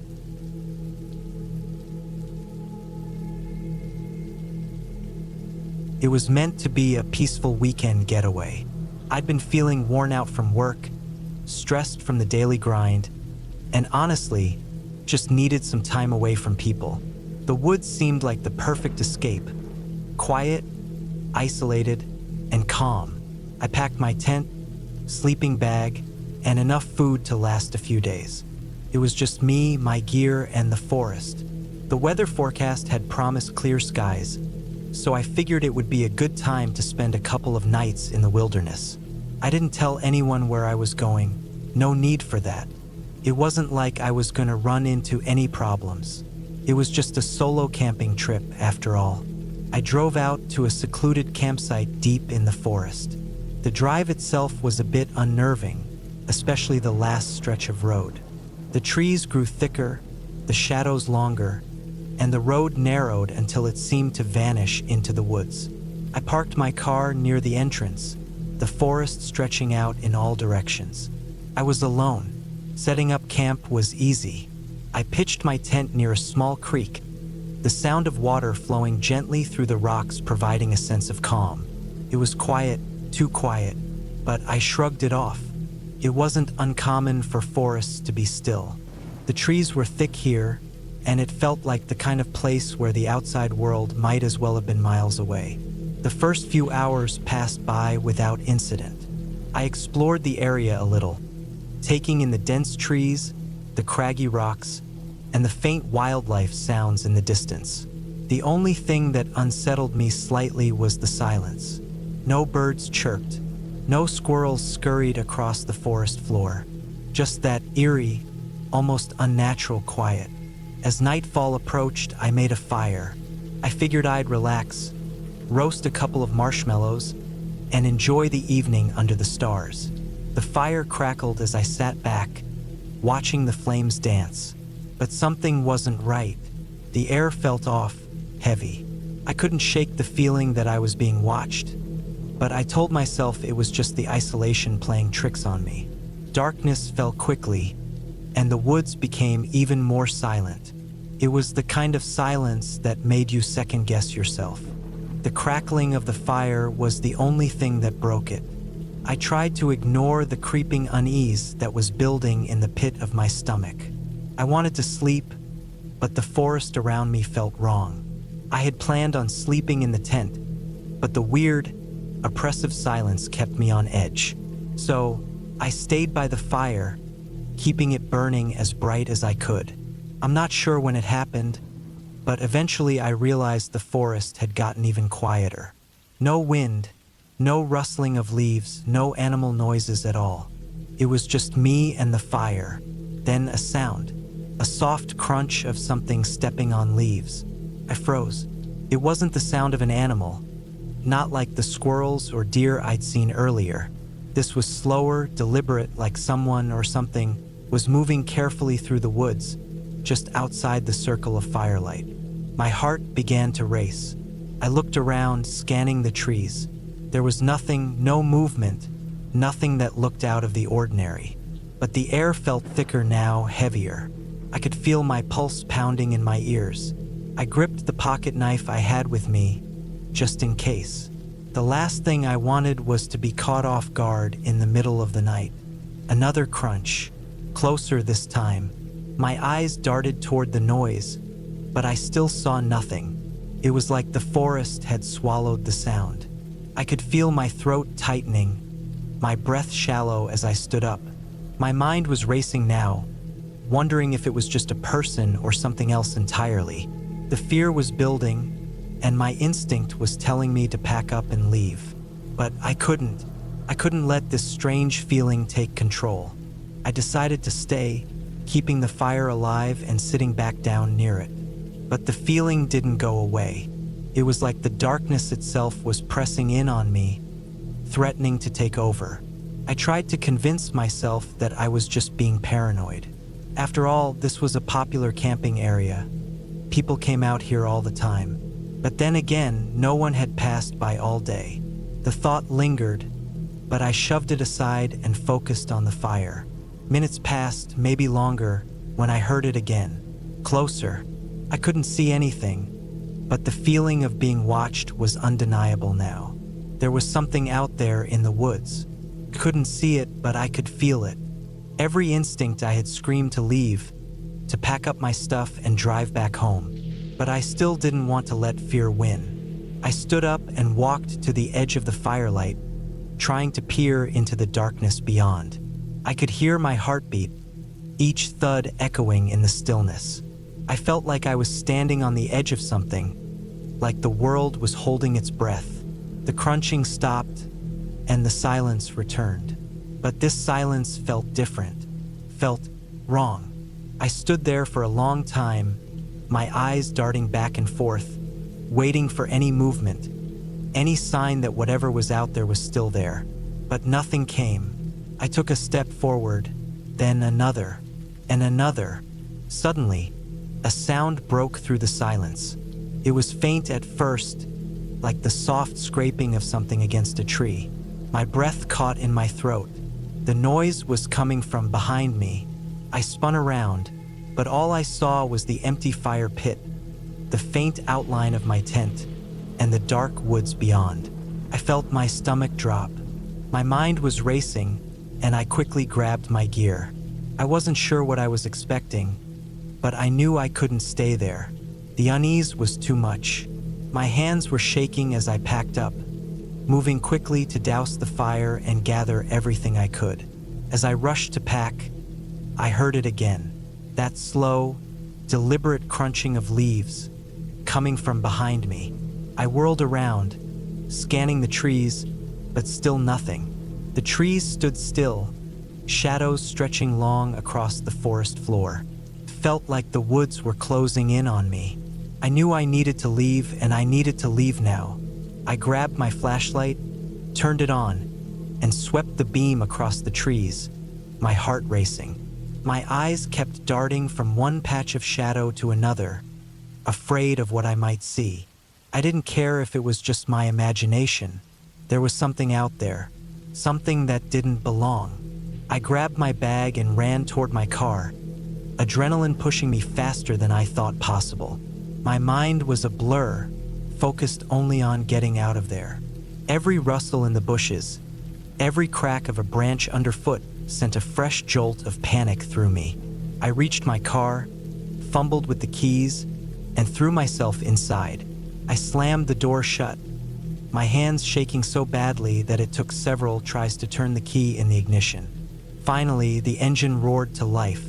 I put the car in drive and tore out of the campsite, my heart still racing. I didn't look back. The road was a blur as I drove faster than I should have. The darkness of the woods stretched on both sides, and I couldn't shake the feeling that something was following me, just out of sight. My headlights sliced through the forest, but the shadows felt alive, watching, waiting.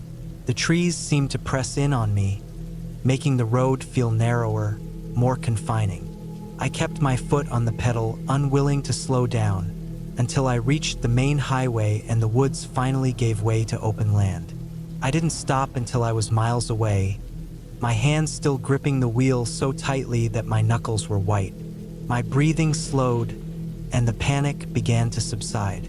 But I couldn't shake the feeling. Whatever had been out there in the woods, it wasn't a person. It wasn't an animal. It was something else. Something that had no business being in that forest. And now I couldn't shake the thought that it was still out there, somewhere.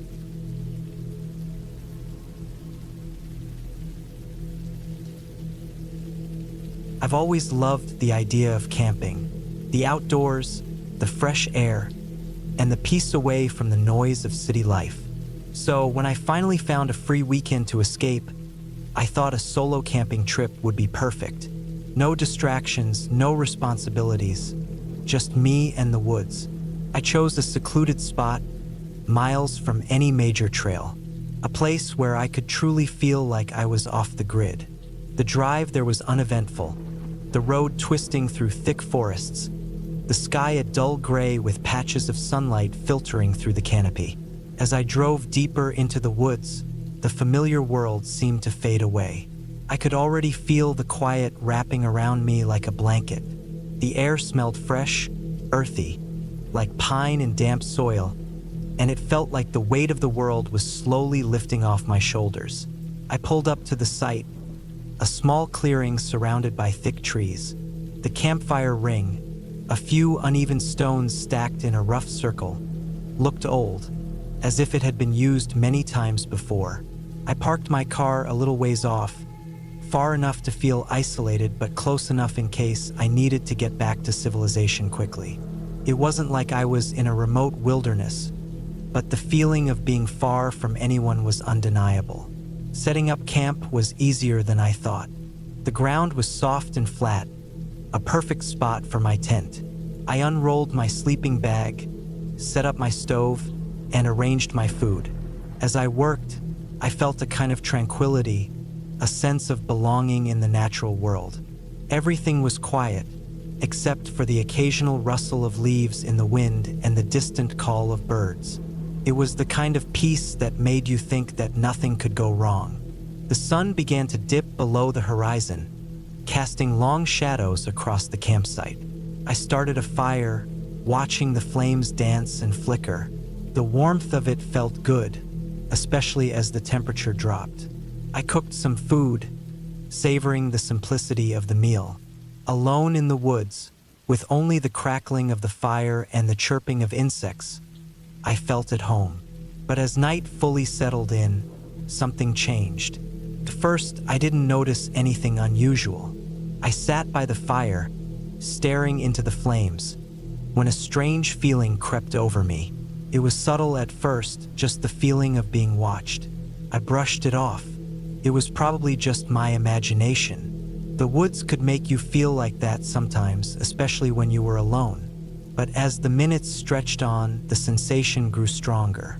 I shifted uncomfortably, trying to shake the feeling. It was then that I heard it, a soft rustling sound, almost imperceptible at first, but it was definitely there. I froze, my breath catching in my throat.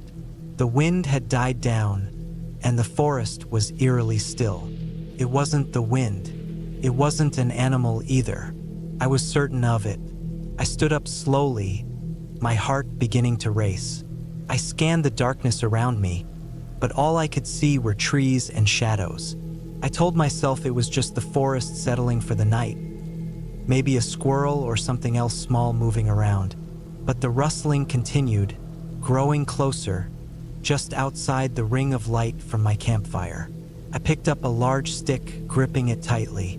The rustling stopped for a moment, and for a brief second, everything was completely still. I strained my ears, listening.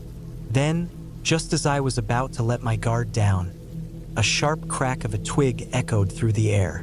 My pulse quickened. I wasn't imagining it anymore. Someone or something was out there. I turned around, my eyes darting to the edge of the campsite. The trees were thick, but I could swear I saw something moving just beyond the shadows, something that wasn't quite right. It wasn't an animal. It was too large, too deliberate in its movement. The firelight flickered, casting strange shadows that seemed to stretch longer than they should. The warmth from the fire felt far away now, a comforting memory rather than a present reality. I thought of the car, parked at the edge of the clearing. Could I make it there quickly? Or was whatever was out there already between me and the road? I gripped the stick tighter, my knuckles white with tension. The rustling began again, louder this time, and I could see it. The outline of something moving just beyond the trees, dark against the night sky. I couldn't make out any features, but it was there, and it was watching me. Panic rose in my chest. I couldn't just stand there like a sitting duck. I needed to make a decision, quickly. But the longer I stared into the darkness, the more the fear took hold. The logical part of my brain screamed for me to stay calm. It was probably some curious animal, maybe even another camper. But the deeper part of me, the part that listened to the primal instinct that told me when something was wrong, knew that I wasn't alone out there. Without thinking, I turned and ran toward the car. My breath was coming in shallow gasps, my feet stumbling over roots and rocks as I sprinted through the forest. Behind me, I could hear the rustling again, closer this time, as if it was following me. I didn't dare look back. I just kept running, my mind focused on getting to safety. When I reached the car, I didn't hesitate. I jumped inside, locking the doors and throwing the keys into the ignition. My hands were shaking as I fumbled to start the engine, but finally, it roared to life. I didn't care about anything else except getting away from that feeling of being hunted. I drove for what felt like hours, my eyes constantly scanning the rearview mirror, half expecting something to appear behind me. But there was nothing, just the dark road and the sound of my tires on the pavement. I eventually reached a small town, the lights of a gas station breaking the darkness like a beacon. I pulled over, my body still trembling. I sat there for a long time, just breathing, trying to calm down. I don't know what happened out there in those woods, and I don't know if I ever want to know. But I do know this, I wasn't alone, and whatever it was out there for a reason. I haven't gone camping since, and I'm not sure if I ever will again.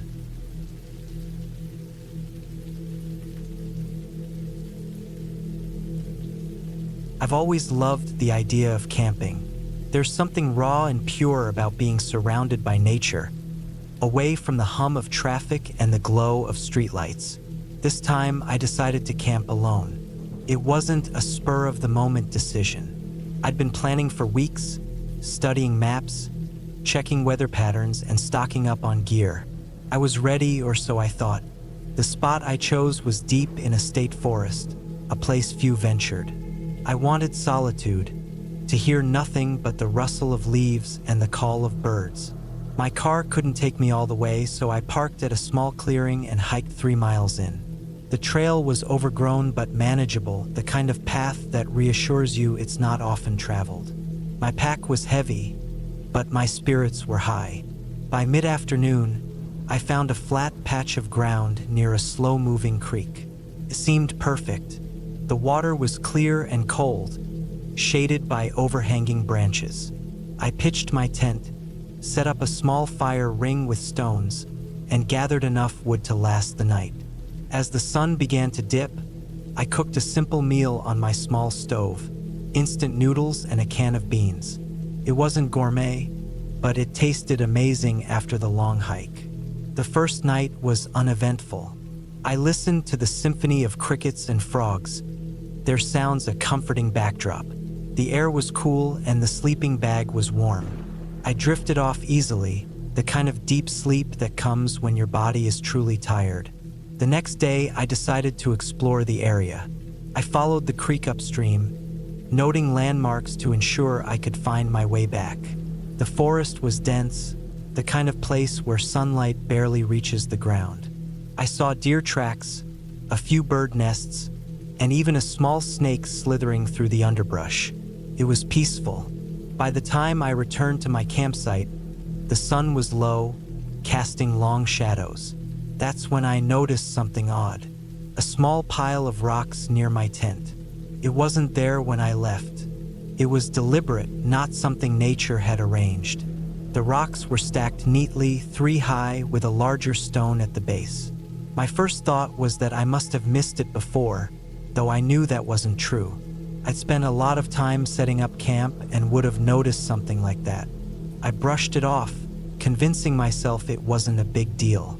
Maybe an animal had nudged the rocks, though the arrangement seemed too precise. Still, I wasn't about to let a pile of stones ruin my trip. I cooked dinner, watched the stars come out, and went to bed. The next morning, the rocks were gone.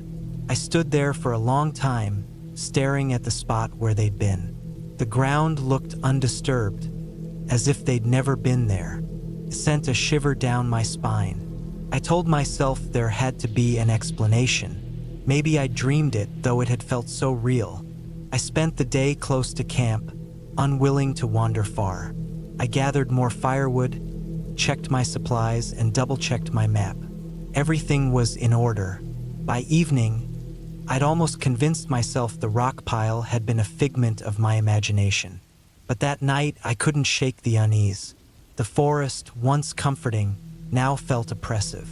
Every rustle of leaves, every crack of a twig, made my heart race. I forced myself to stay calm, reminding myself I was alone out here. There was no one to fear. Then, just as I was drifting off, I heard it, a distant thud, followed by another. It sounded like something heavy striking the ground. I sat up, heart pounding, straining to hear. The sound came again, closer this time. I grabbed my flashlight and unzipped the tent. The beam of light cut through the darkness, illuminating trees and underbrush. I saw nothing. The sound stopped. I stood there for what felt like hours, scanning the forest. Finally, I crawled back into the tent, though sleep was out of the question. Every nerve in my body was on edge, listening for the faintest noise. The next morning, I found another pile of rocks, this one larger. It was placed directly in front of my tent, impossible to miss. My stomach churned. Someone was out here. Someone was messing with me. Panic set in. I packed my gear as quickly as I could, shoving everything haphazardly into my pack. The hike back to the car felt endless. Every sound, every shadow seemed like a threat. I kept glancing over my shoulder, half expecting to see someone following me. When I finally reached my car, I'd never felt such relief. I threw my pack in the back, started the engine, and drove without looking back. As I drove, I tried to make sense of what had happened. Who had been out there? Why had they been messing with me? I'll never know for sure, but I've learned something important. Solitude can be beautiful, but it can also be terrifying. Sometimes it's not the wild animals you need to fear, but the people. I still go camping, but never alone. And I'll never forget that feeling of being watched, of knowing someone was out there, just beyond the trees.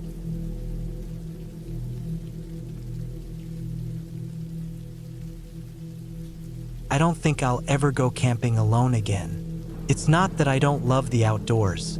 I do. I love the way the forest smells after a rain, how the stars feel close enough to touch when there's no light pollution, and the quiet hum of nature that you can't find in the city. But what happened last summer changed everything. I've thought about it every day since, replaying each detail over and over in my mind. It felt like a dream at the time, but the scars on my leg tell me otherwise. It was supposed to be a solo trip to clear my head. Work had been overwhelming, and I'd just gone through a bad breakup. I needed the space to think, to breathe. I'd planned everything meticulously. A 3-day hike through the national forest, camping at different spots each night. I chose a route that wasn't too remote, but still offered enough solitude. I wanted to be alone, but not so alone that I couldn't call for help if something went wrong. Looking back, I should have been more cautious. The first day was uneventful.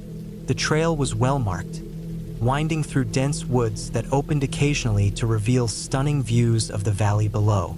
The weather was perfect, warm but not hot, with a light breeze that carried the scent of pine. I'd packed light but made sure to include all the essentials: a tent, sleeping bag, plenty of water, food, a first aid kit, and a small knife. I even had a whistle and a satellite phone just in case.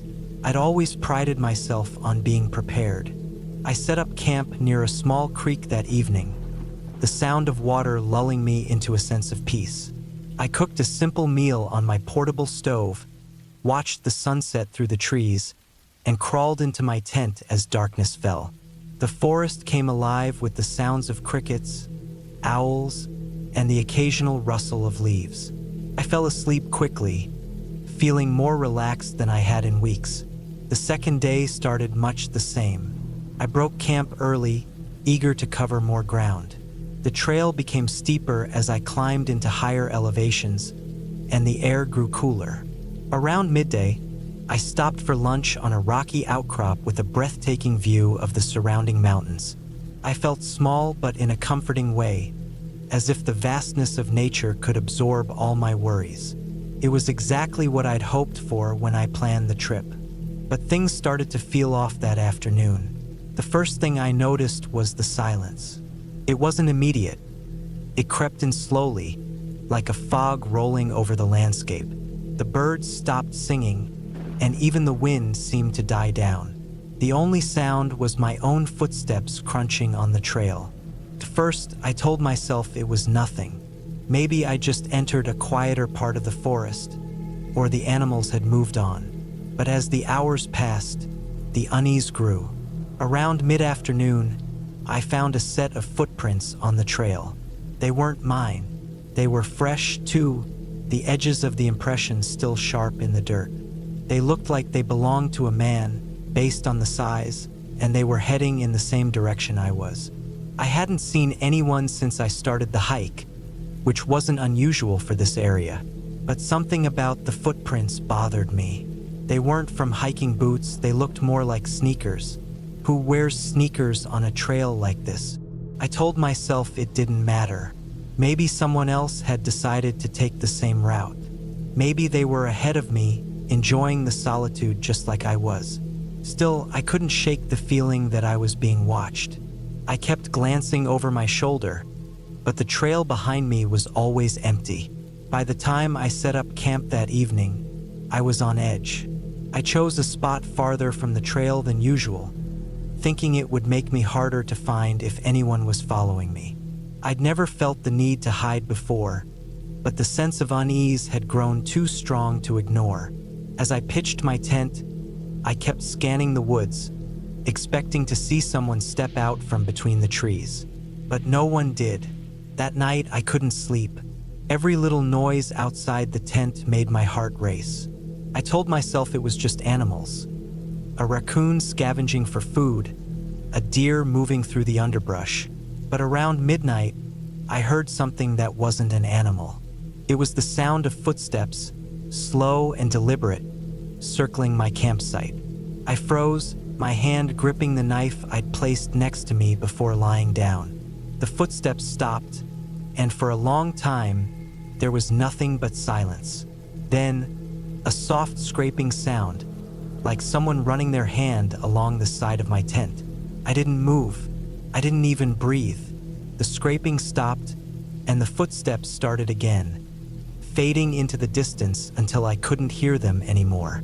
I stayed awake the rest of the night, clutching my knife and staring at the tent ceiling. When the first light of dawn broke through the trees, I packed up as quickly as I could and got back on the trail. I told myself I'd imagined it, that the stress and lack of sleep were playing tricks on my mind. But deep down, I knew better. The third day was the worst.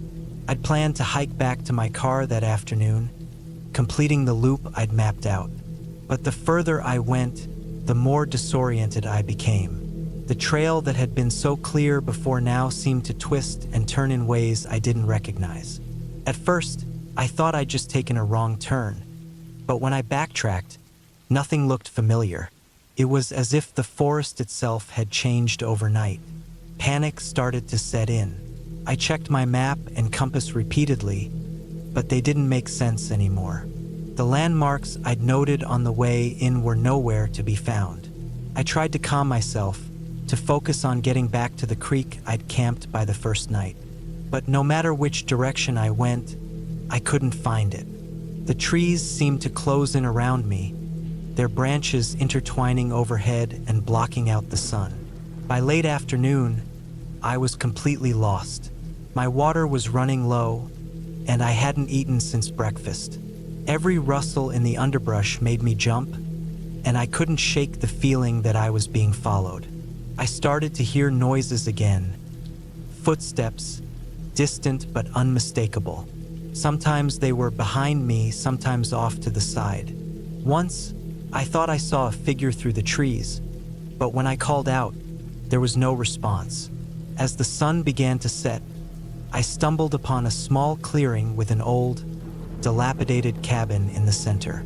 It looked abandoned, the roof sagging and the windows boarded up. I didn't want to go inside, but I needed shelter. The thought of spending another night exposed in the woods was too much to bear. The cabin's interior was as bad as the outside. The floor was covered in dirt and debris, and the air smelled musty and damp. There was an old, rusted stove in one corner and a rickety table with a single chair. I set my pack down and tried to block the door with a piece of wood I found. It wasn't much, but it made me feel a little safer. That night, the noises outside started again.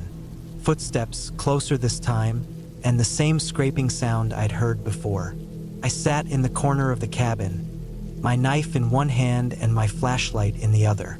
I didn't dare turn it on, afraid the light would give away my position. The sounds continued for hours, moving around the cabin, sometimes stopping right outside the door. At one point, I thought I heard breathing. When morning finally came, I was exhausted but alive. The noises had stopped sometime before dawn, and the forest was quiet again. I left the cabin as soon as it was light enough to see, determined to find my way back to the trail. I didn't care about finishing the loop anymore. I just wanted to go home. It took me most of the day, but I eventually found the trail. When I saw the parking lot and my car through the trees, I nearly cried with relief. I didn't look back as I drove away, my hands gripping the steering wheel so tightly that my knuckles turned white. I haven't been back to that forest since. I don't know who or what was out there with me, and maybe I never will. But I've learned one thing. The wilderness is beautiful, but it's not always kind. Sometimes it's better to admire it from a distance.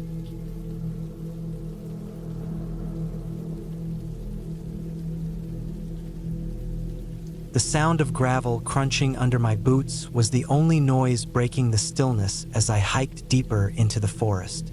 The weight of my pack dug into my shoulders, and the straps rubbed against my arms, but I didn't mind. I had planned this solo camping trip for weeks.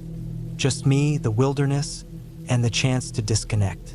The trail was narrow, winding through dense clusters of firs and pines, their scent mingling with the dampness of the earth. I reached my spot just before dusk. It was a small clearing bordered by trees, with a view of the valley below. I had picked it out on a map, and it was even better in person. The setting sun painted the sky in soft oranges and purples, and the faint sound of a nearby stream added to the serenity. I dropped my pack with a sigh of relief and stretched my aching back. After clearing a patch of ground, I set up my tent, the familiar routine keeping my mind occupied. The stakes drove into the soil easily, and the tent went up without a hitch. As the light faded, I gathered some wood for a fire.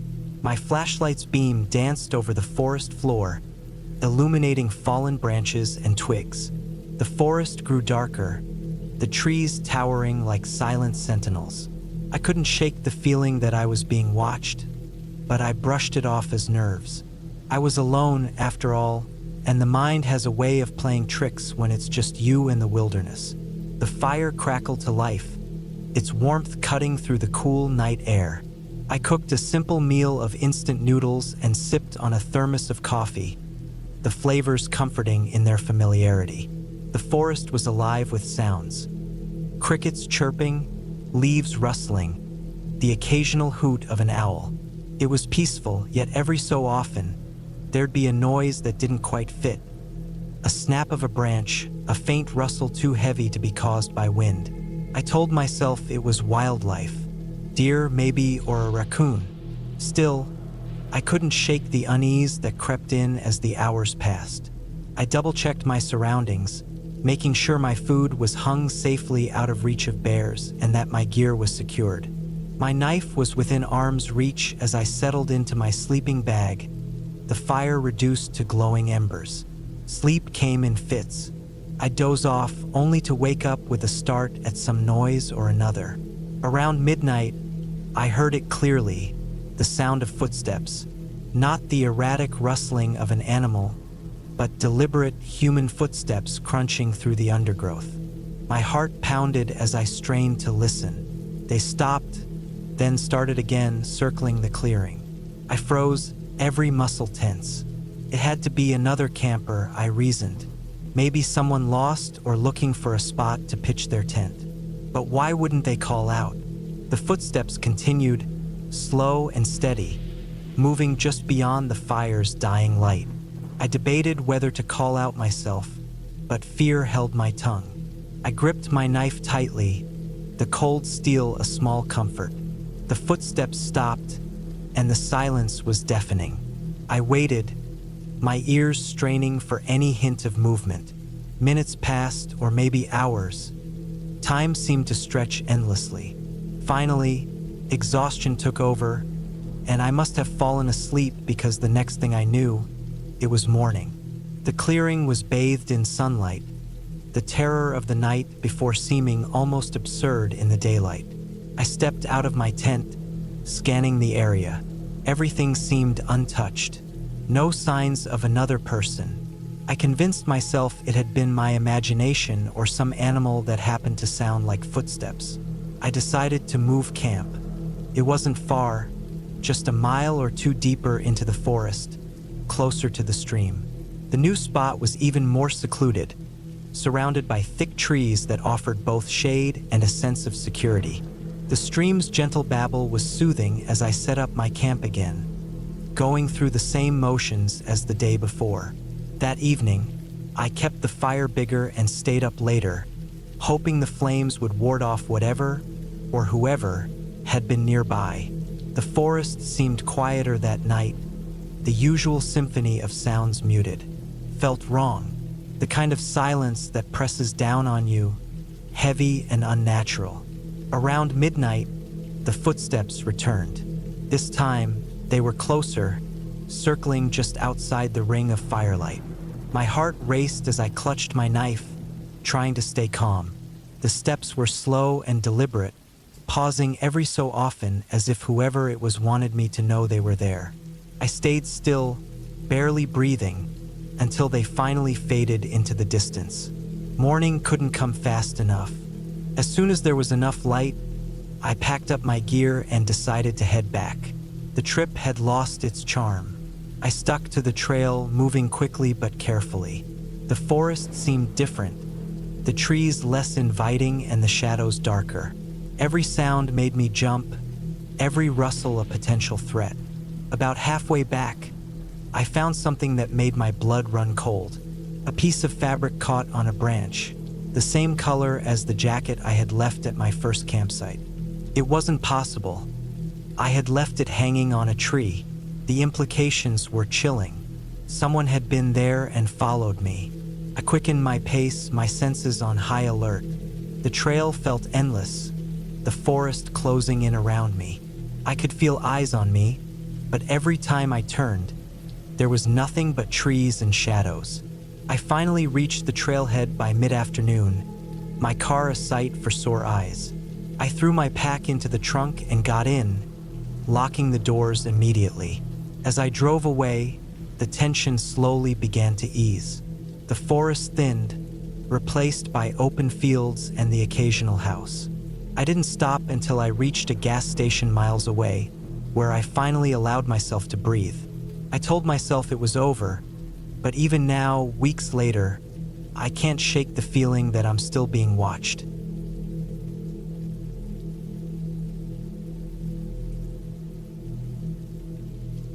The air was crisp as we pulled into the trailhead parking lot late in the afternoon. The sun was sinking lower on the horizon, painting the sky in soft streaks of orange and purple. I had planned this trip meticulously, mapping out every trail, packing the right gear, and studying the weather forecast to ensure perfect conditions for a weekend of solitude. After the chaos of city life, I needed this. Just me, nature, and the rhythm of my own footsteps. I hefted my pack onto my shoulders, feeling its weight press comfortably against my back. It was heavy with supplies, a tent, food, water, a first aid kit, and all the essentials for a solo camping trip. I checked my watch. I had about 2 hours of daylight left to reach the first designated campsite. The trailhead was empty. No other cars, no other hikers. Just the way I liked it, the trail was narrow and wound upward into the dense forest, the trees towering over me like ancient sentinels. The sounds of civilization quickly faded as I delved deeper into the wilderness. My boots crunched against the dirt and fallen leaves, the only other sounds being the occasional rustle of squirrels or the distant call of a bird.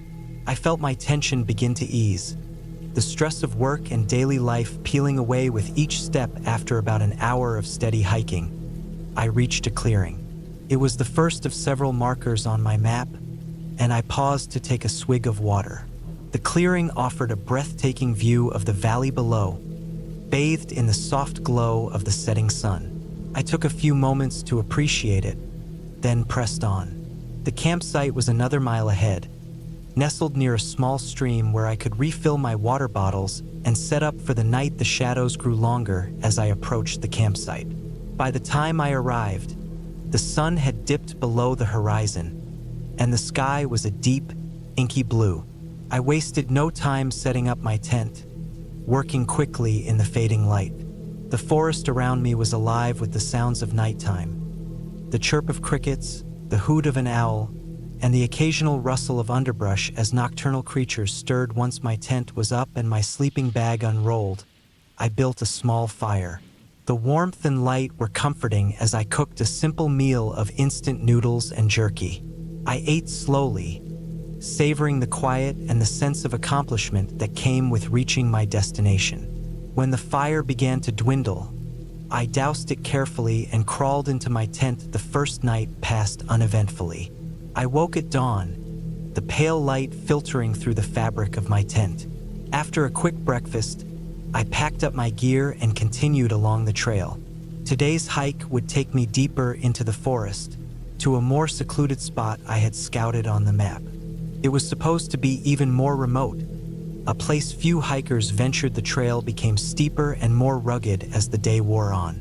The trees grew thicker, their branches intertwining to form a canopy that blocked out much of the sunlight. I noticed the air felt cooler here, the forest darker.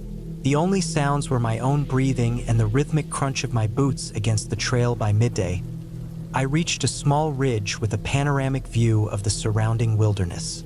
I sat down to eat, taking in the sight of endless green stretching out in all directions.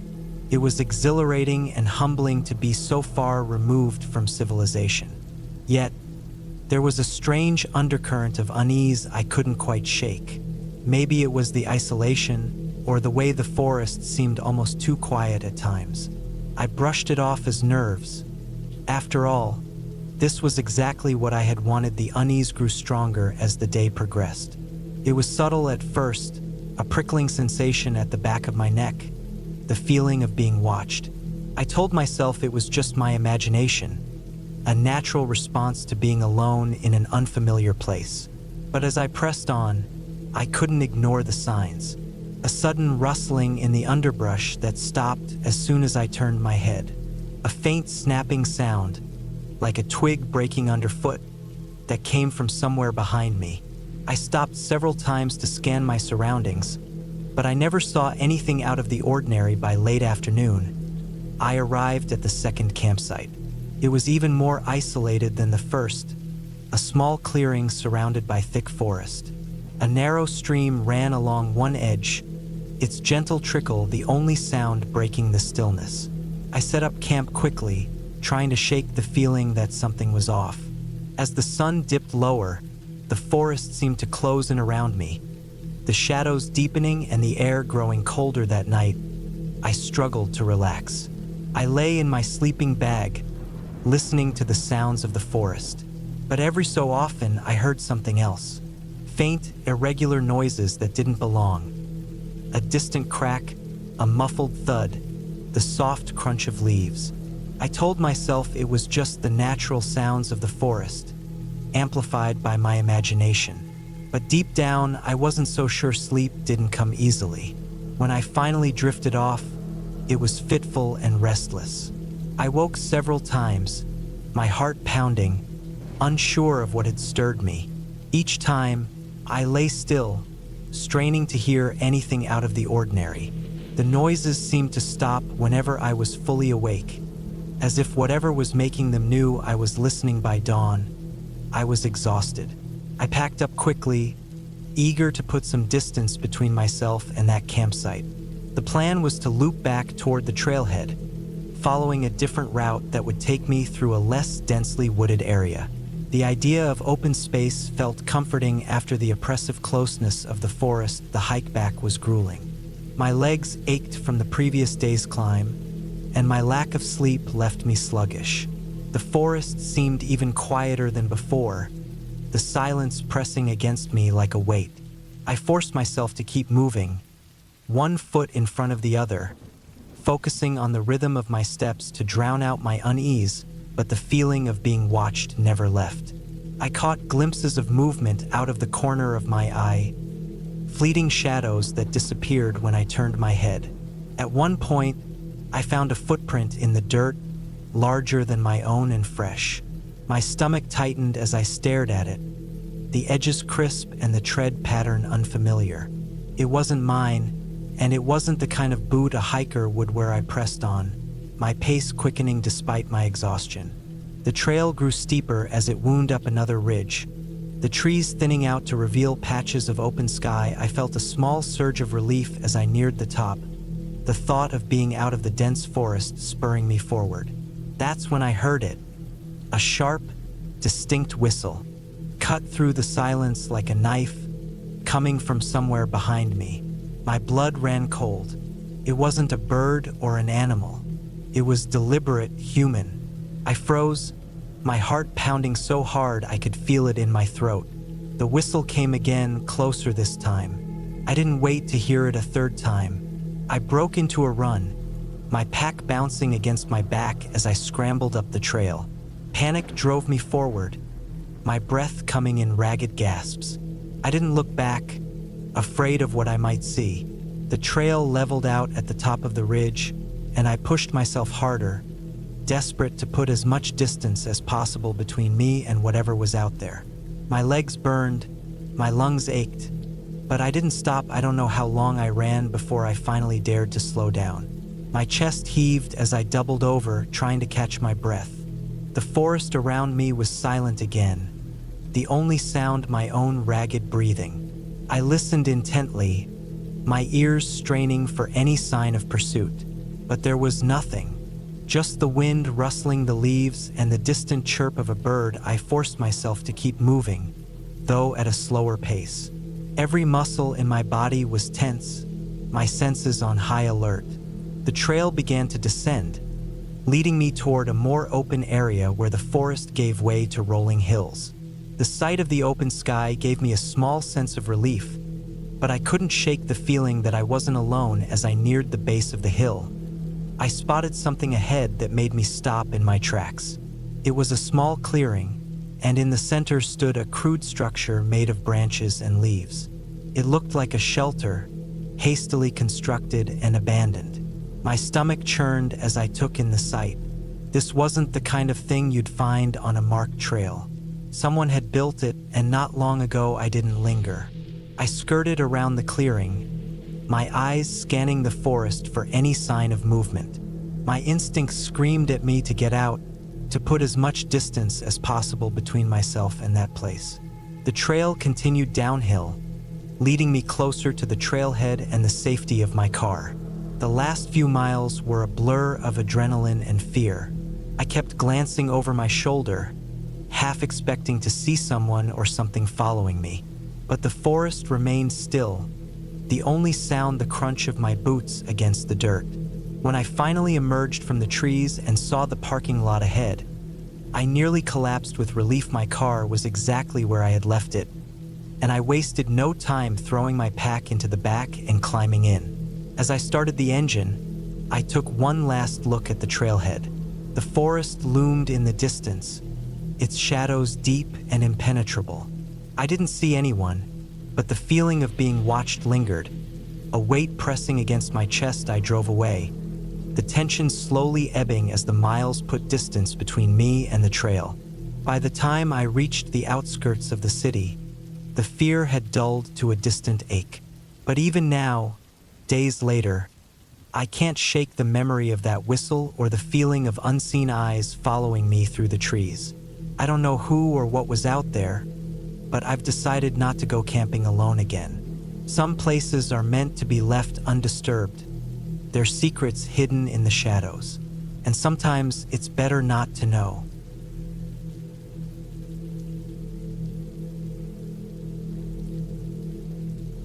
I'd always thought camping alone would be a kind of retreat, a way to unplug from the world and reconnect with myself. I spent weeks planning the trip, poring over maps and gear checklists. The site I chose was deep in the forest, far from any established campground, a place where few people ventured. It wasn't recklessness. I had enough supplies and a satellite phone just in case, but I craved the isolation. I wanted the challenge of being utterly alone, with nothing but the sounds of nature to keep me company. The drive to the trailhead was uneventful, just long stretches of winding roads cutting through dense forest. I parked my car in a gravel lot that could barely be called that, slinging my heavy pack onto my shoulders as I locked up. The air was crisp, the kind of clean that only exists far from civilization. My boots crunched against the dirt path as I started walking. The trail was narrow and overgrown in places, but I was prepared for that. I'd brought a machete and used it to hack away at the encroaching foliage when needed. I followed the GPS coordinates I'd marked in advance, using a topographic map to double-check my position every so often. The trees grew thicker as I went deeper, their branches forming a canopy that filtered the sunlight into scattered patches on the forest floor. After several hours of hiking, I reached the spot I'd picked out weeks before. It was a small clearing near a stream, with just enough space to pitch my tent and build a fire. The sound of running water was a constant backdrop, soothing and lively all at once. I set down my pack and began setting up camp, methodically assembling the tent, gathering firewood, and arranging my gear. By the time I was done, the sun had dipped low in the sky, painting everything in shades of orange and pink. Dinner was simple, a freeze-dried meal rehydrated over the small camp stove.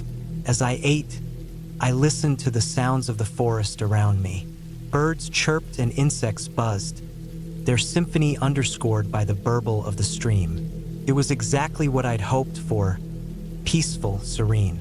I felt a sense of accomplishment, like I'd successfully escaped the noise and stress of the world. But as the sun disappeared completely, the atmosphere shifted. The forest, so vibrant during the day, became a different place at night. The shadows seemed deeper, the sounds sharper. Every rustle of leaves or snap of a twig made my ears perk up. I told myself it was just animals, the kind of harmless creatures that roamed these woods. Raccoons, deer, maybe a fox. Still, the unease settled in my chest like a weight I couldn't shake.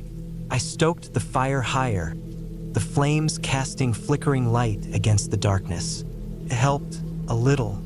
I stayed up longer than I'd planned, reluctant to crawl into the tent and leave the comfort of the fire. When I finally did, I zipped the tent shut tightly, double-checked the bear bag I'd hung from a tree, and lay down in my sleeping bag.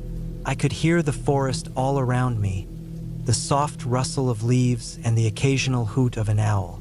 Slowly, I drifted off to sleep. I woke up to a sound I couldn't place. It was faint at first, a distant thudding noise that seemed to echo through the trees. I lay there for a moment trying to convince myself it was nothing, but the sound didn't stop. It grew louder, closer, more deliberate. I sat up in my sleeping bag, my heart pounding. It wasn't an animal. I knew that much. Animals move erratically, their steps light and quick. This was heavy, measured, like footsteps. I fumbled for my flashlight and turned it on, the beam cutting through the darkness inside the tent. I listened, straining to pinpoint the direction of the sound, but it seemed to come from everywhere and nowhere all at once. The footsteps stopped. For a moment, there was nothing but the sound of my own breathing. Then, another noise, a soft, scraping sound, like something being dragged across the ground, sent a chill down my spine. I reached for the machete I'd kept beside me, clutching it tightly as I unzipped the tent just enough to peek outside. The fire had burned down to embers, casting a faint glow over the clearing. The forest beyond was pitch black, impenetrable. I scanned the area, moving the flashlight's beam slowly, methodically. Nothing. The sound had stopped completely now, replaced by an eerie silence. I told myself it was my imagination, that the isolation was playing tricks on me, but I couldn't shake the feeling that something was out there, just beyond the edge of the light. I sat awake for hours, gripping the machete, my ears straining for any sound. Eventually, exhaustion won out, and I dozed off, the flashlight still clutched in my hand. The next morning, everything felt normal again. The sunlight filtered through the trees, the birds were singing, and the stream gurgled happily. It was almost enough to make me believe I dreamed the whole thing. But when I stepped out of the tent, I saw them. Footprints. They were faint, but unmistakable, pressed into the soft earth near the edge of the clearing. They weren't animal tracks. They were human. A cold dread settled over me. I'd hiked miles off-trail to get here, in a place where no one else was supposed to be. Yet someone had been here, walking around my campsite in the middle of the night. I examined the prints closely, trying to determine which direction they came from, but they seemed to circle the clearing, looping around in an erratic pattern. Whoever it was had been watching me. I spent the day on edge, constantly glancing over my shoulder as I went about my tasks. I considered packing up and leaving, but I told myself I was overreacting. Maybe it had been another hiker who stumbled upon my camp and left when they realized someone was there. Unlikely, but possible. I decided to stay one more night, rationalizing that it would be too dangerous to hike out while sleep-deprived. That evening, I built the fire bigger and kept it burning longer. I ate quickly, my appetite gone, and kept the machete within arm's reach at all times. The forest felt different now, less welcoming, more menacing. The sounds of nature that had soothed me before now felt ominous, like they were hiding something. When night fell, I stayed by the fire, staring into the darkness beyond its glow. Hours passed. My nerves were frayed, my senses heightened. Then, just as I began to think nothing would happen, I heard it again, the footsteps. This time they were closer, louder, more deliberate. My pulse raced as I gripped the machete, my knuckles white. The fire crackled, the only other sound in the oppressive silence. The footsteps stopped, replaced by that same dragging noise I'd heard the night before. It was closer now, just beyond the firelight. I shone my flashlight into the trees, the beam trembling in my hand. The light caught something, just for a moment. A flash of movement, a shadow retreating deeper into the forest. My stomach churned with fear. I didn't sleep that night. I sat by the fire until dawn, my body tense, every sound setting me on edge. When the first light of day broke through the trees, I began packing up my camp. I moved quickly, my eyes darting to the forest's edge, half expecting to see someone watching me. As I hiked back to the trailhead, I couldn't shake the feeling of being followed. Every snap of a twig or rustle of leaves made me whip around, but I never saw anything. The forest seemed to close in around me, the trees pressing closer, the shadows darker. I pushed myself harder, my legs burning, my breath coming in gasps. When I finally reached my car, I practically threw my pack into the trunk and jumped into the driver's seat. I locked the doors and sat there for a moment, my hands gripping the steering wheel, my heart racing. The forest was still, the only sound the hum of the engine as I turned the key. I drove away without looking back.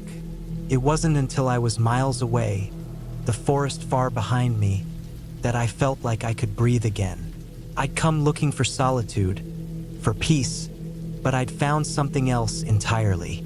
Something I couldn't explain, something that had shaken me to my core. I never went back to that forest. I still love camping, but I stick to established campgrounds now, places with other people around. Because no matter how much I try to convince myself it was nothing, that it was just my imagination or a coincidence, I can't forget the sound of those footsteps or the faint drag of something being pulled through the darkness. And I can't shake the feeling that whoever or whatever was out there that night is still out there.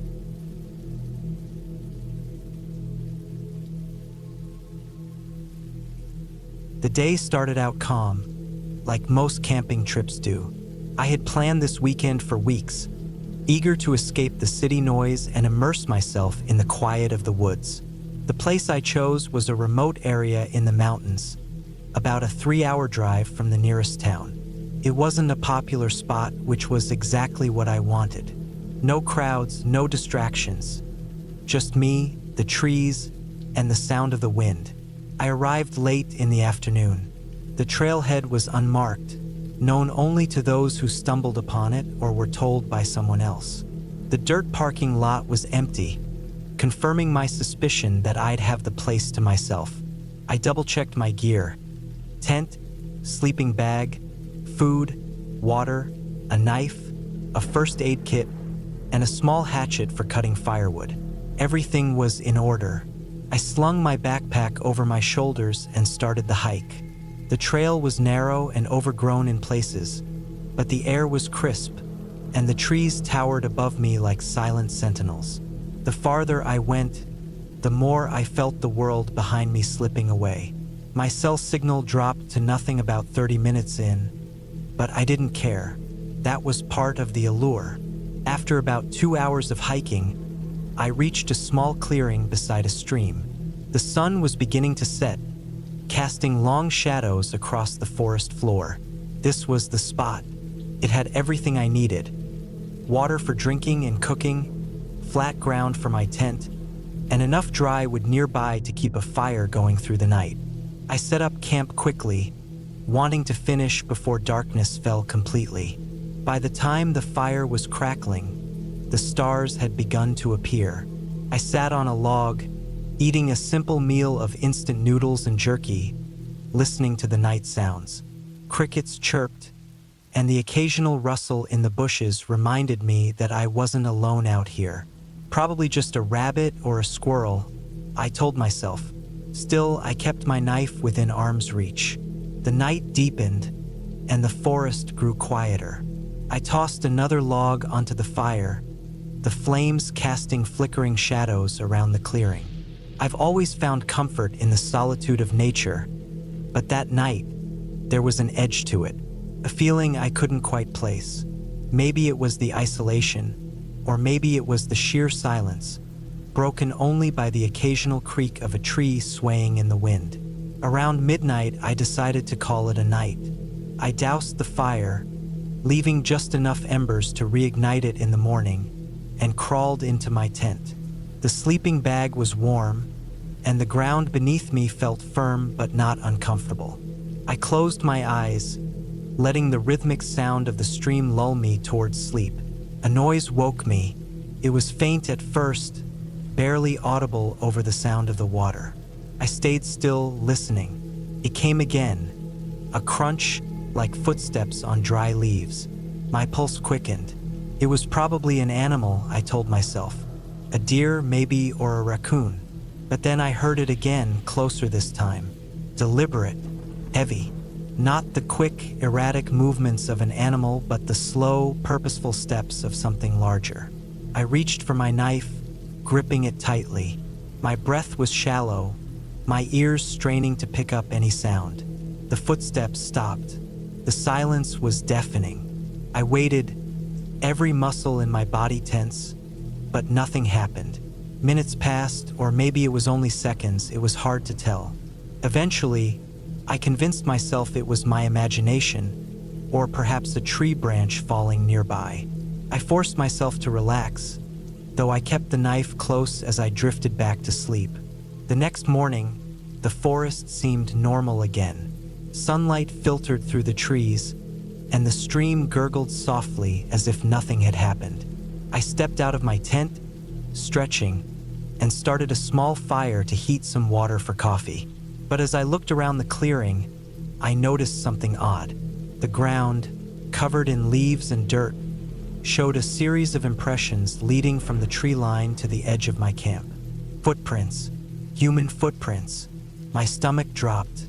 They were large, bigger than my own boots, and the pattern suggested someone had walked right up to my tent before retreating back into the woods. The realization sent a chill down my spine.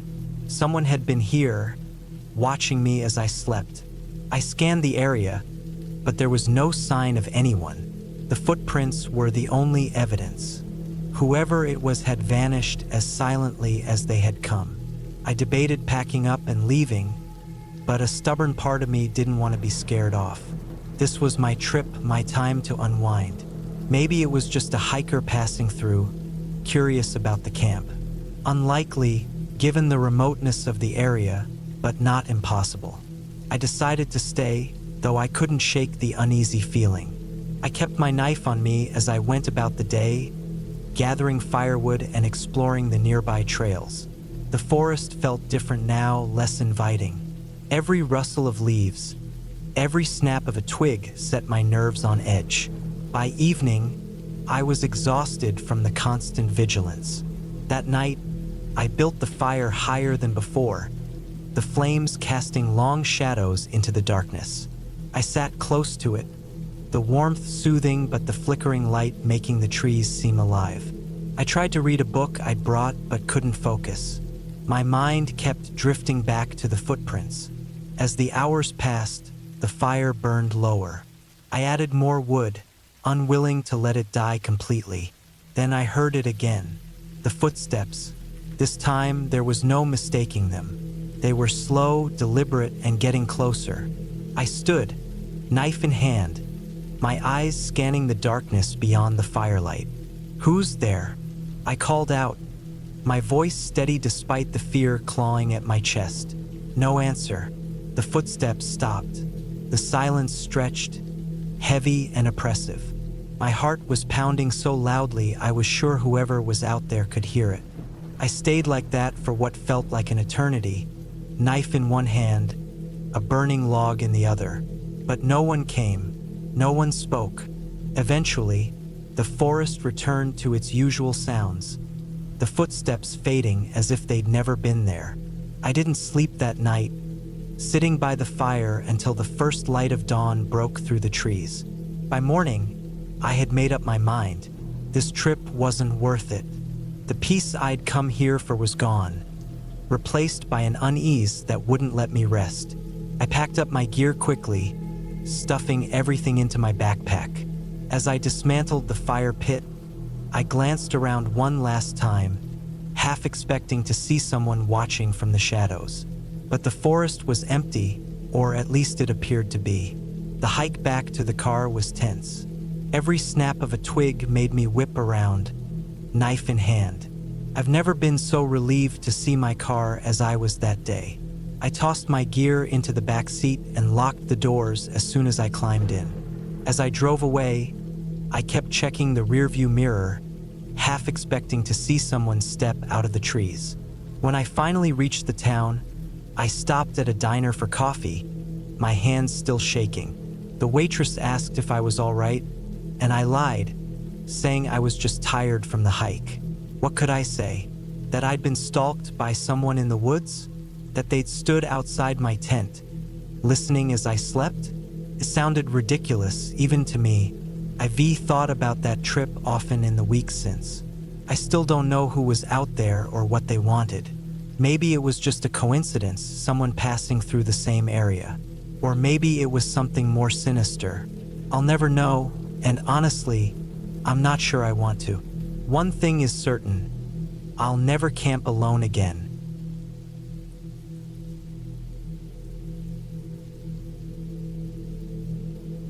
The dirt road stretched endlessly ahead, each bump and rut sending shudders through my truck.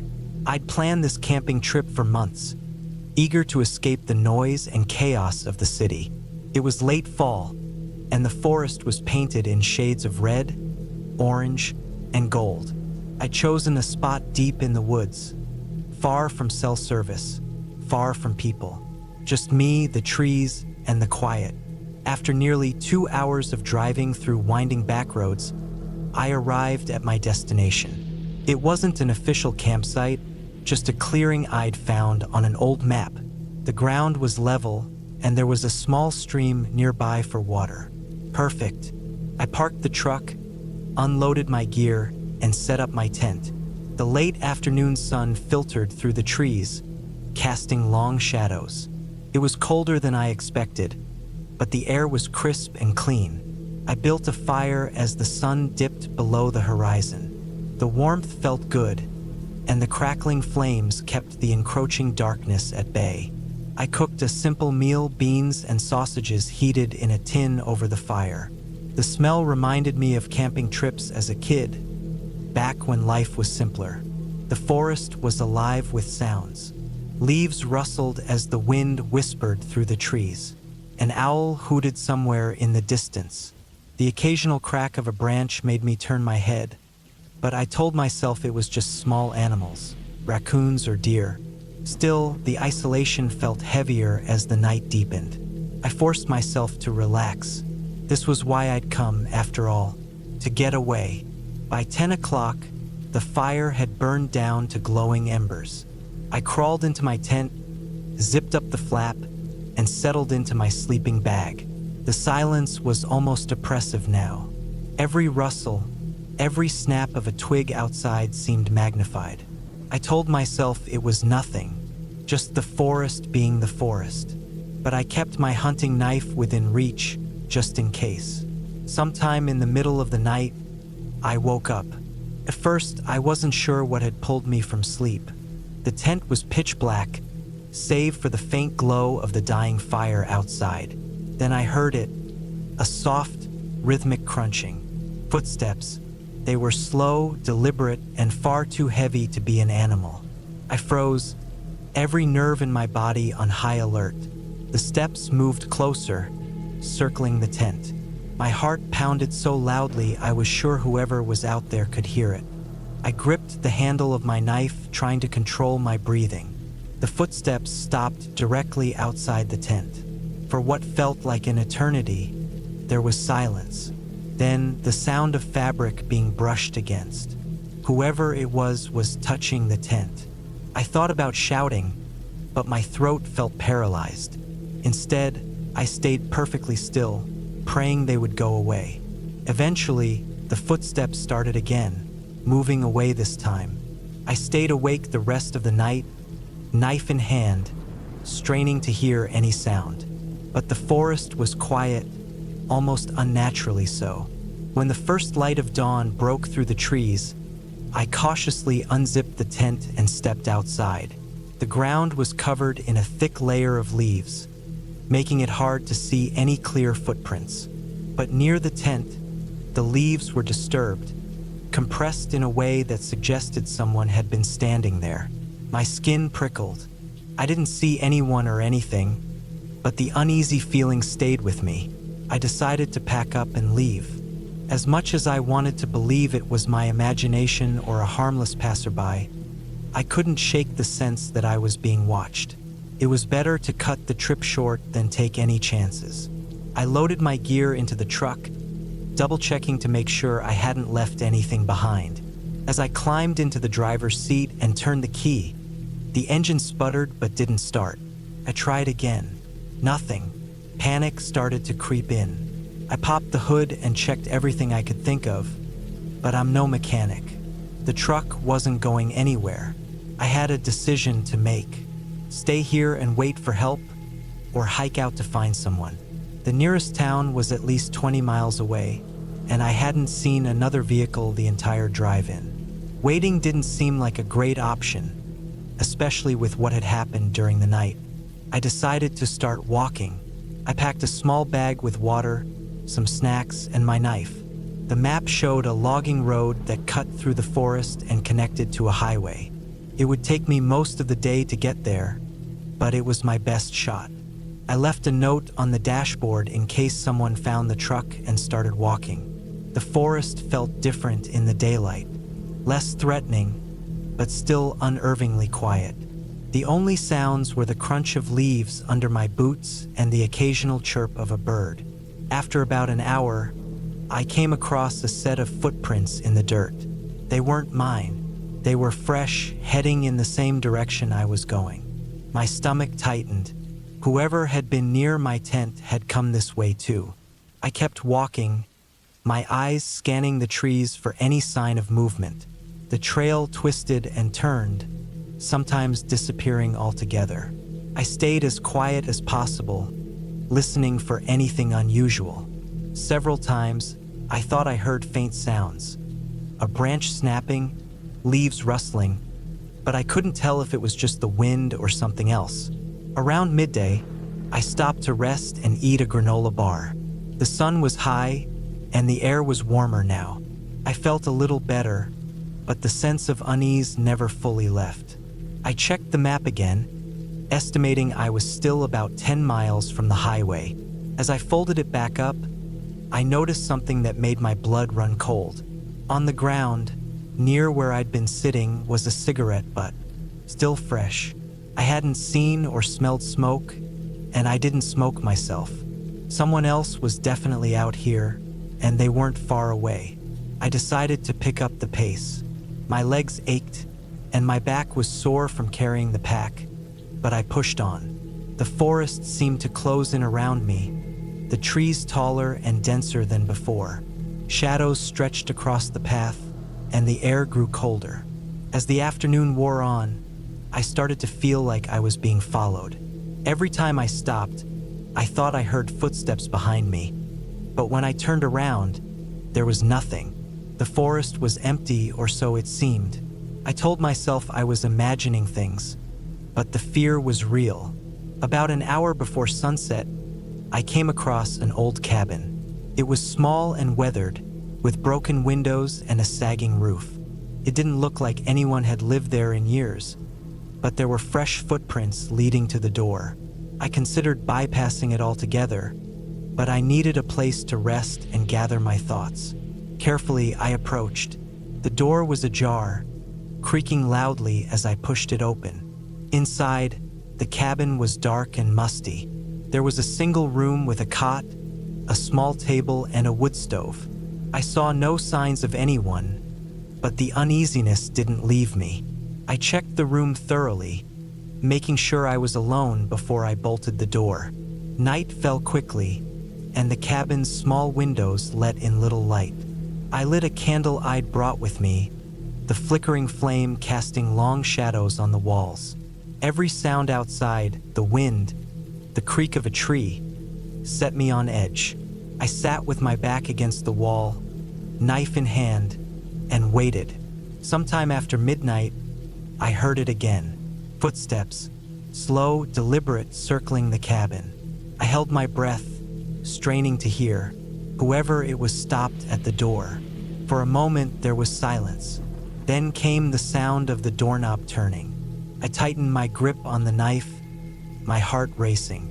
The door didn't budge. I'd bolted it from the inside, but the person outside didn't leave. Instead, they began tapping on the wood, a slow, rhythmic sound that sent shivers down my spine. I didn't move. I didn't make a sound. The tapping continued for what felt like an eternity before finally stopping. Then silence. I stayed awake the rest of the night, too terrified to sleep. When the first light of dawn crept through the windows, I unbolted the door and stepped outside. The forest was empty, the ground undisturbed except for a single set of footprints leading away from the cabin. I didn't waste any time. I started walking and didn't stop until I reached the highway late that afternoon. A passing car picked me up, and I reported what had happened to the local authorities. They found my truck, but no sign of anyone else in the area. To this day, I don't know who or what was out there. All I know is that I'll never go camping alone again.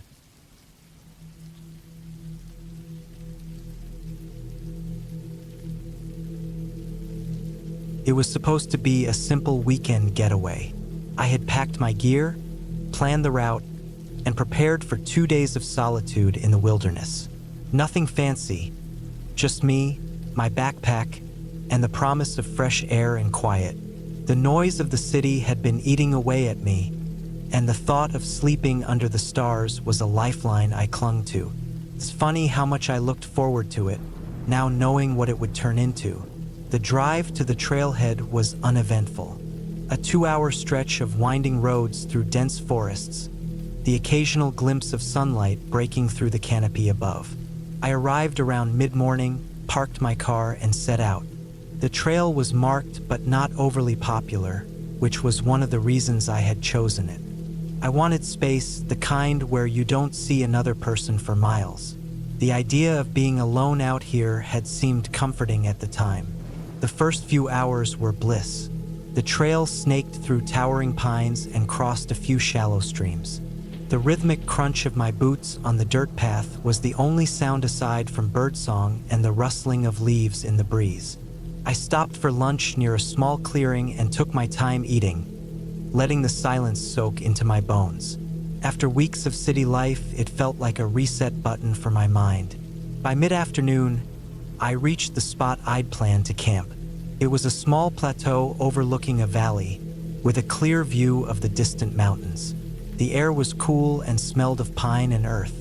I set up my tent, gathered some firewood, and settled in for the evening. As the sun dipped below the horizon, the temperature dropped, and I lit a small fire. The crackle of the flames was comforting, and I felt a sense of peace I hadn't felt in months. But that peace didn't last. It started subtly.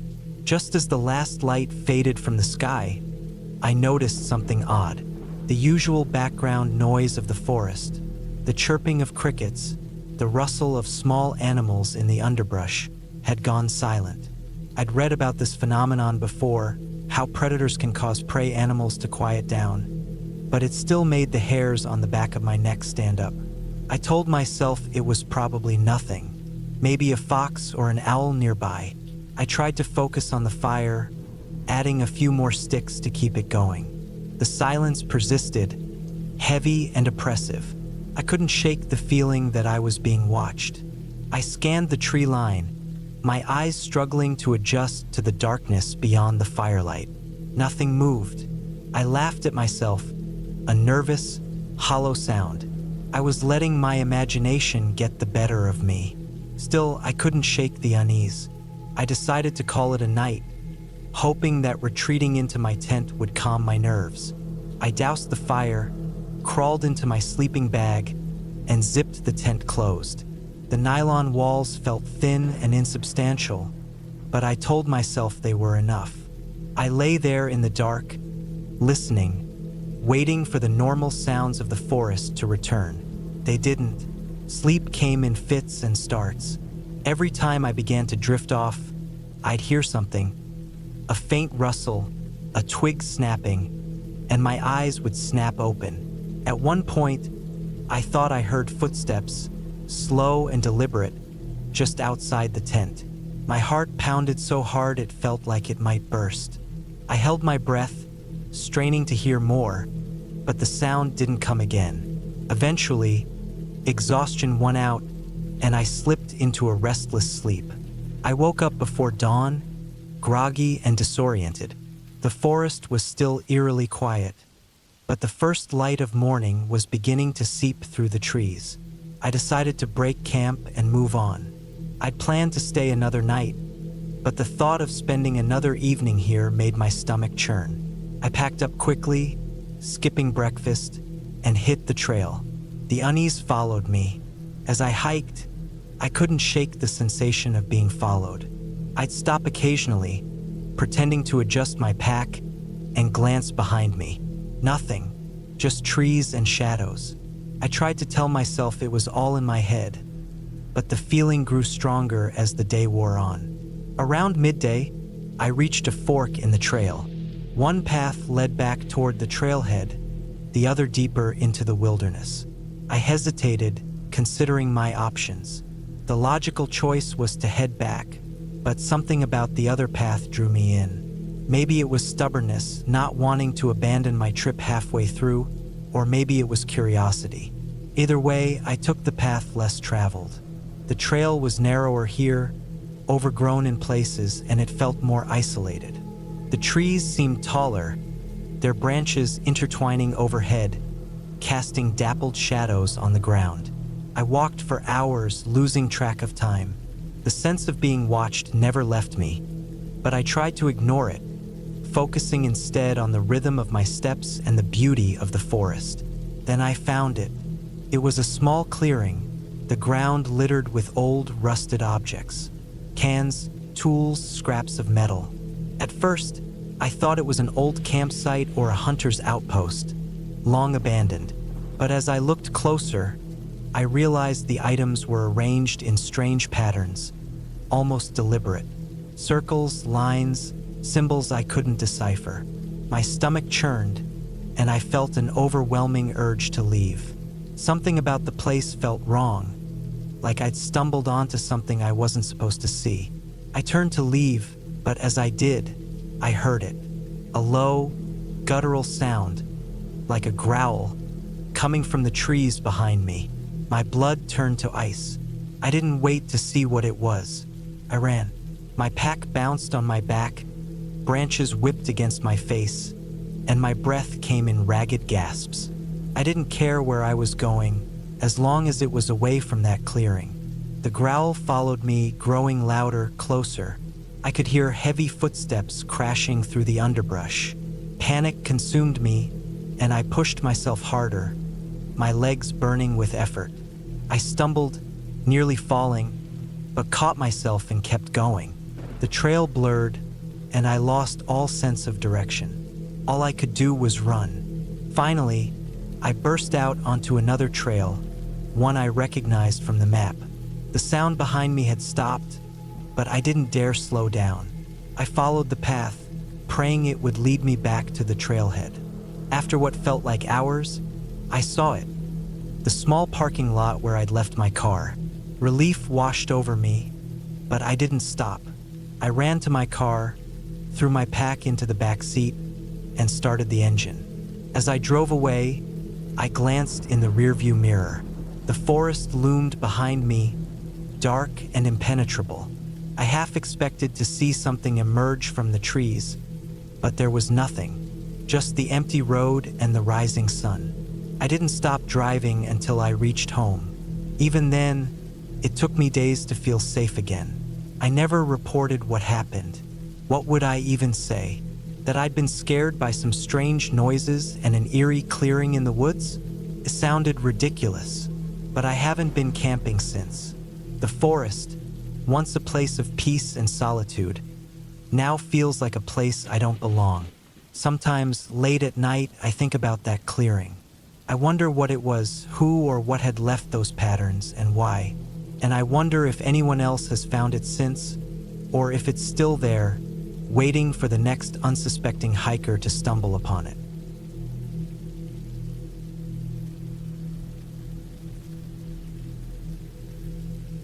I've always loved camping. The fresh air, the crackling of the campfire, the feeling of being away from everything. It's calming, in a way that's hard to describe to anyone who hasn't experienced it. This trip was supposed to be no different. Just a long weekend in the woods, some solitude, some hiking, and maybe a few nights of stargazing. I picked a spot deep in the national forest, about a 2-hour drive from the nearest small town. It was isolated but not completely off the map, just the way I liked it. I arrived late Friday afternoon, the sun dipping low over the treetops as I parked my car at the trailhead. The air was cool, the kind of crispness that hinted at autumn's arrival. I shouldered my pack, double-checked my gear, and started hiking. The trail was narrow and winding, cutting through dense woods that grew thicker the deeper I went. I'd chosen this spot after some research online. It wasn't a popular camping area, but the reviews mentioned stunning views and a quiet atmosphere. After about 3 miles, I reached a clearing near a small stream. It was perfect. Flat ground for my tent, plenty of firewood nearby, and the soothing sound of running water.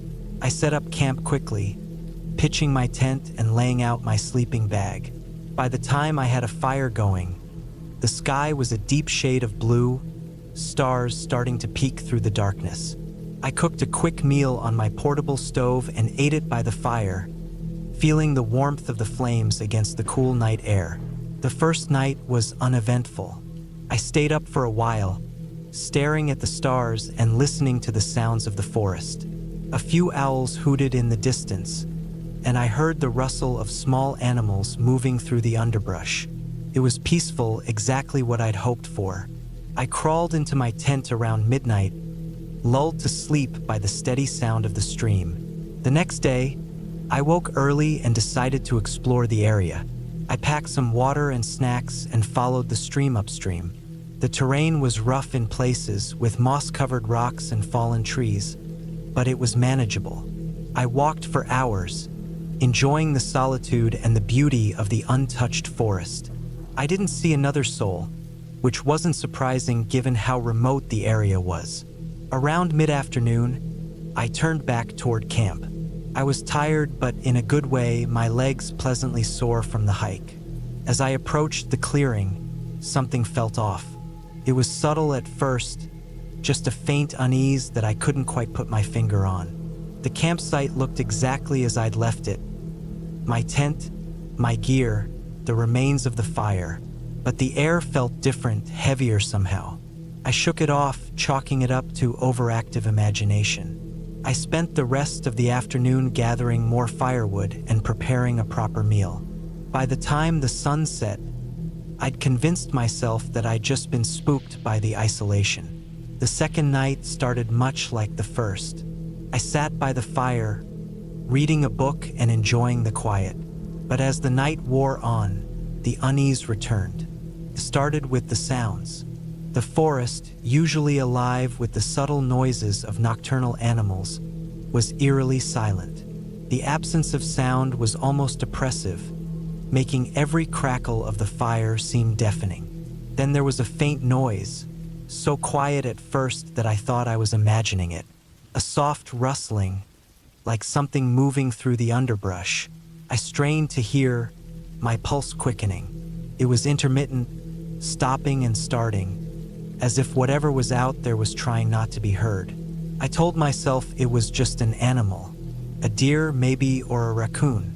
But the rational part of my brain couldn't explain the way the hairs on the back of my neck stood up, the primal fear that gripped me. I grabbed my flashlight and shone it into the trees, the beam cutting through the darkness. I didn't see anything, just the endless tangle of branches and leaves. The noise stopped, and after a few minutes, I convinced myself it was nothing. I went to bed feeling uneasy, every creak of the forest amplified in the stillness. I woke suddenly in the middle of the night, heart pounding. At first, I didn't know why. Then I heard it, footsteps, slow, deliberate, and close. My breath caught in my throat as I lay perfectly still, straining to hear. The footsteps circled the tent, crunching softly on the forest floor. Whoever it was, whatever it was, wasn't in a hurry. They moved methodically, stopping occasionally, as if listening. I reached for the knife I always kept by my sleeping bag, my hand trembling. The footsteps stopped directly outside the tent, and I held my breath, every muscle in my body tense. I could hear my own heartbeat, loud and erratic, drowning out the silence. Then, after what felt like an eternity, the footsteps moved away, slowly, deliberately, fading into the distance. I didn't sleep the rest of the night. I stayed huddled in my sleeping bag, clutching the knife and listening for any sound. None came. When the first light of dawn filtered through the trees, I crawled out of the tent, every nerve on edge. The clearing was empty, no sign of anyone or anything. But near the edge of the campsite, I found footprints. They were human, unmistakably so, and they led into the woods. I followed them for a short distance before they disappeared into the underbrush. I spent the morning debating whether to leave. Part of me wanted to pack up and get out of there, but another part didn't want to give in to fear. I'd come here for solitude, for a break from the chaos of everyday life. I told myself it was probably just another hiker who'd stumbled upon my campsite. Maybe they'd realized they'd startled me and decided to leave. It wasn't a great explanation, but it was the only one I had. The rest of the day passed uneventfully. I stuck close to camp, keeping my knife within reach at all times. By the time night fell, I'd almost convinced myself that I'd overreacted. But deep down, I couldn't shake the feeling that I wasn't alone. I built the fire bigger than usual that night, the flickering flames casting long shadows across the clearing. As the hours passed, the sense of unease grew stronger. The forest was silent again, the kind of silence that felt unnatural. I sat by the fire, gripping the knife and scanning the darkness. And then I saw it, a figure just at the edge of the firelight. It was standing perfectly still, half hidden by the trees. My heart leapt into my throat as I stared, trying to make sense of what I was seeing. It was a person, but I couldn't make out any details. They were just watching. I stood, the knife in one hand, the flashlight in the other. "Who's there?" I called, my voice shaking. The figure didn't move, didn't respond. I took a step forward, shining the flashlight toward them. In the split second it took for the beam to reach the edge of the clearing, they were gone. I swept the light through the trees, my pulse racing, but there was no sign of them. I didn't sleep that night. I sat by the fire until dawn, every sound making me jump. When morning finally came, I packed up my gear as quickly as I could and started the hike back to the car. The whole way, I felt like I was being watched, the hairs on the back of my neck standing on end. I kept glancing over my shoulder, but I didn't see anything. When I finally reached the trailhead, relief washed over me. I threw my pack into the car and climbed in, locking the doors. As I started the engine and pulled onto the road, I couldn't shake the feeling that I'd narrowly escaped something. Someone. I don't know who they were or what they wanted, but I've never been back to that forest, and I've never gone camping alone again.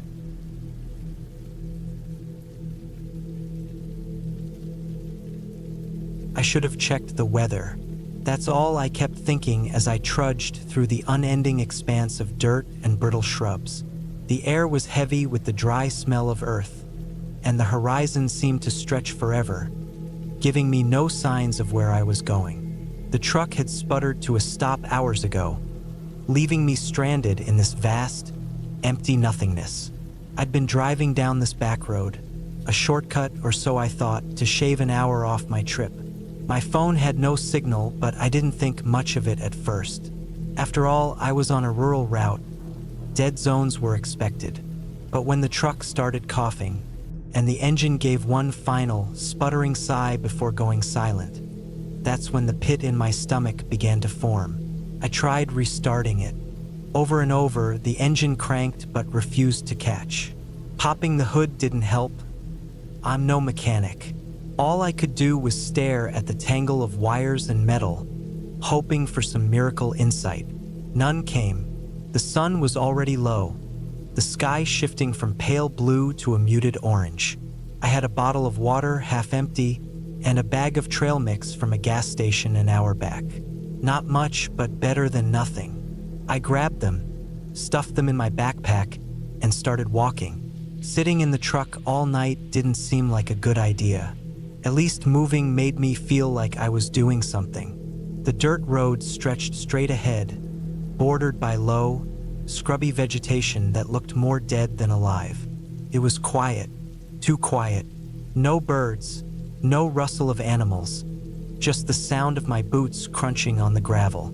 I'd always thought silence was peaceful, but out here, it was unnerving. Every sound I made seemed to echo back at me, as if the landscape itself was listening. I walked for what felt like hours. The sun dipped below the horizon, and the temperature dropped fast. The dry heat of the day gave way to a biting chill that crept through my jacket. The stars began to pop out, one by one, until the sky was a blanket of pinpricks. It was beautiful in a way, but I was too focused on the growing ache in my legs and the gnawing fear in my gut to appreciate it. My water was gone by the time the moon rose. I rationed the trail mix, eating a handful to keep the hunger at bay, but it did little to help. The road remained empty. No headlights, no signs of life. Just me and the dark. At some point, I noticed something strange. The road, which had been a straightforward path until now, started to curve slightly. It wasn't much, just a subtle bend, but it felt off, like the road was leading me somewhere I hadn't chosen to go. I shook the thought off, blaming it on exhaustion, but the feeling lingered. Eventually, I came across something that made my heart leap: a mailbox. It was rusted and crooked, leaning awkwardly to one side, but it was a sign of people, a sign of hope. I turned off the road, following the faint outline of a driveway that was little more than 2 ruts in the dirt. It led to a small, dilapidated house, barely visible in the moonlight. The house looked abandoned. The windows were dark, some shattered, and the front door hung slightly ajar. But I didn't care. I just needed shelter. Maybe there was a phone. Maybe someone lived here. Anything was better than staying out in the open. I knocked on the door, the sound loud and jarring in the stillness. No answer. I pushed it open further and stepped inside. The air was stale, heavy with dust and something faintly sour. The floor creaked under my weight, and my footsteps stirred up little clouds of dirt. The living room was sparsely furnished, just a sagging couch and a wooden coffee table. A thick layer of dust covered everything. I moved through the house cautiously, my flashlight cutting through the dark. The kitchen was empty, the counters bare except for a few rusted cans. The fridge was unplugged, its door slightly open, revealing mold-covered shelves. In the corner of the kitchen, I found a small cabinet. Inside were a few bottles of water and some canned food. Jackpot. I grabbed a bottle and drank greedily, the cool liquid soothing my dry throat. I decided to stay the night. It wasn't like I had any better options. I found a bedroom at the back of the house. The mattress was stained and lumpy, but it beat sleeping on the floor. I piled my backpack under my head as a makeshift pillow and tried to sleep. The wind howled outside, rattling the windows and making the whole house groan. Every little noise set my nerves on edge, but exhaustion eventually won out. I woke to a faint scratching sound. At first, I thought it was the wind, but as I listened, I realized it was coming from inside the house. My pulse quickened. I sat up, straining to hear. The sound was faint but constant, like nails dragging against wood. I grabbed my flashlight and crept out of the bedroom. The scratching grew louder as I moved toward the living room. My hands were trembling, the beam of light unsteady. I scanned the room, my breath caught in my throat. Nothing, just the same empty space I'd walked through earlier. But then I saw it, the trapdoor. It was set into the floor near the couch, the edges barely visible in the dim light. The scratching was coming from underneath it. My heart pounded in my chest. I didn't want to open it. Every instinct screamed at me to leave it alone. But I couldn't. I had to know. I crouched down and gripped the edge of the trapdoor. It was heavier than I expected, the hinges stiff with rust. As it creaked open, a wave of foul air hit me, making me gag. My flashlight revealed a narrow set of stairs leading down into darkness. The scratching stopped. I stood there, frozen, staring into the void below. My mind raced, torn between curiosity and fear. Finally, I backed away and shut the trapdoor. Whatever was down there, I didn't want to know. I wedged a chair over it for good measure and retreated to the bedroom, locking the door behind me. Sleep was out of the question. I sat on the bed, gripping the flashlight, and waited for dawn. The hours dragged by, each minute feeling like an eternity. But nothing happened. No more scratching, no strange noises, just silence. When the first light of day filtered through the cracked windows, I grabbed my things and left the house. The road was still empty, but I didn't care. I just needed to get as far away from that place as possible. My legs felt like lead, but I forced myself to keep moving. By mid-morning, I spotted a truck in the distance. I waved my arms, shouting until my voice was hoarse. The driver saw me and pulled over. He was an older man, his face weathered by years of sun and wind. I must have looked like hell because his eyes widened in concern. I told him my truck had broken down, leaving out the details about the house. He offered me a ride to the nearest town, and I didn't hesitate to accept. As we drove, I glanced back at the road stretching out behind us, the house long out of sight. I never found out what was under that trapdoor. I didn't want to. All I knew was that I was lucky to have made it out. Whatever had happened out there, it was a lesson I wouldn't forget. Some shortcuts aren't worth taking.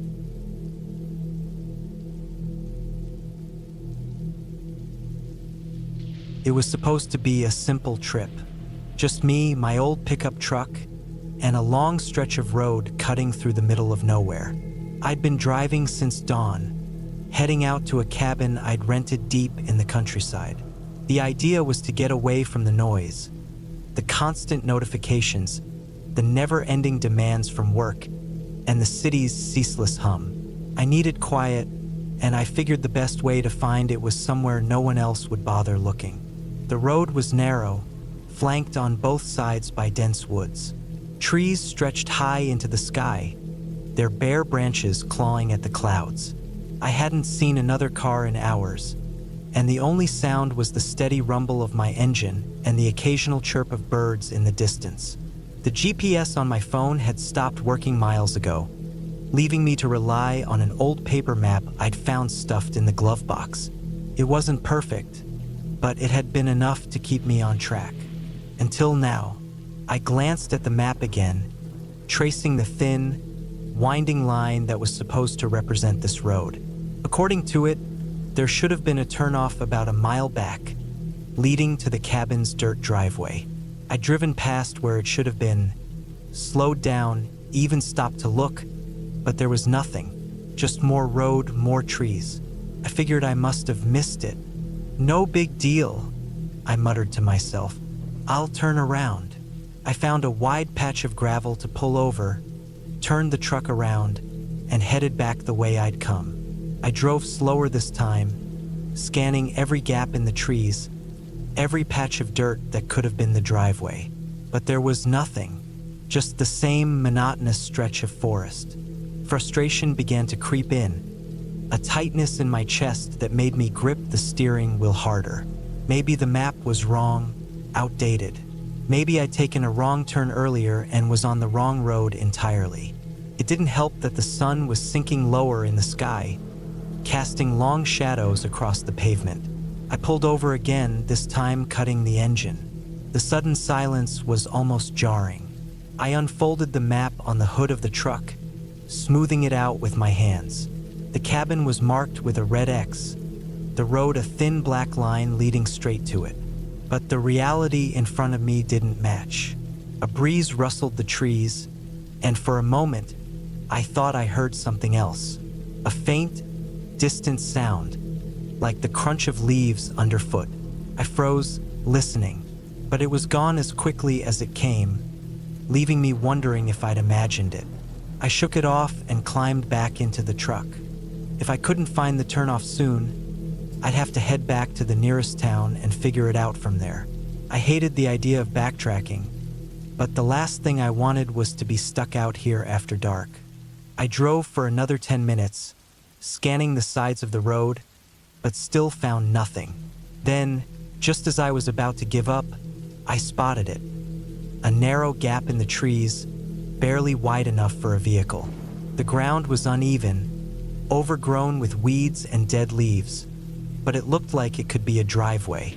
I hesitated. It didn't look like what I'd expected. The cabin's listing had shown a clear, well-maintained path leading up to it. This looked like it hadn't been used in years, but it was the only thing I'd seen that even remotely resembled an entrance. I turned onto the path, the truck's tires crunching over loose rocks and twigs. Branches scraped against the sides, and I winced at the sound, knowing it would leave marks. The further I went, the rougher it got. The trees closed in tighter, their shadows swallowing what little light was left. I kept going, convinced the cabin had to be at the end of this road. It wasn't. After what felt like forever, the path ended abruptly in a small clearing. There was no cabin, no sign of anything except more trees. My heart sank. I'd wasted so much time chasing this dead end, and now the sun was almost gone. I got out of the truck, stepping onto the uneven ground. The air was colder here, carrying a damp, earthy smell. I scanned the clearing, hoping for some clue that I was in the right place. A trail marker, an old sign, anything. But there was nothing. Great, I muttered. Just great. I was about to turn back when I noticed something on the ground. A piece of fabric, torn and faded, caught on a low bush. It looked like part of a shirt, but it was old, the edges frayed and discolored. My stomach churned. I told myself it was nothing, probably just some trash left behind by a hiker, but it didn't make sense. This place was so remote, so untouched, that the idea of anyone being out here seemed unlikely. I stuffed the fabric into my pocket and got back into the truck, ready to leave. But when I turned the key, the engine sputtered and died. "Come on," I groaned, trying again.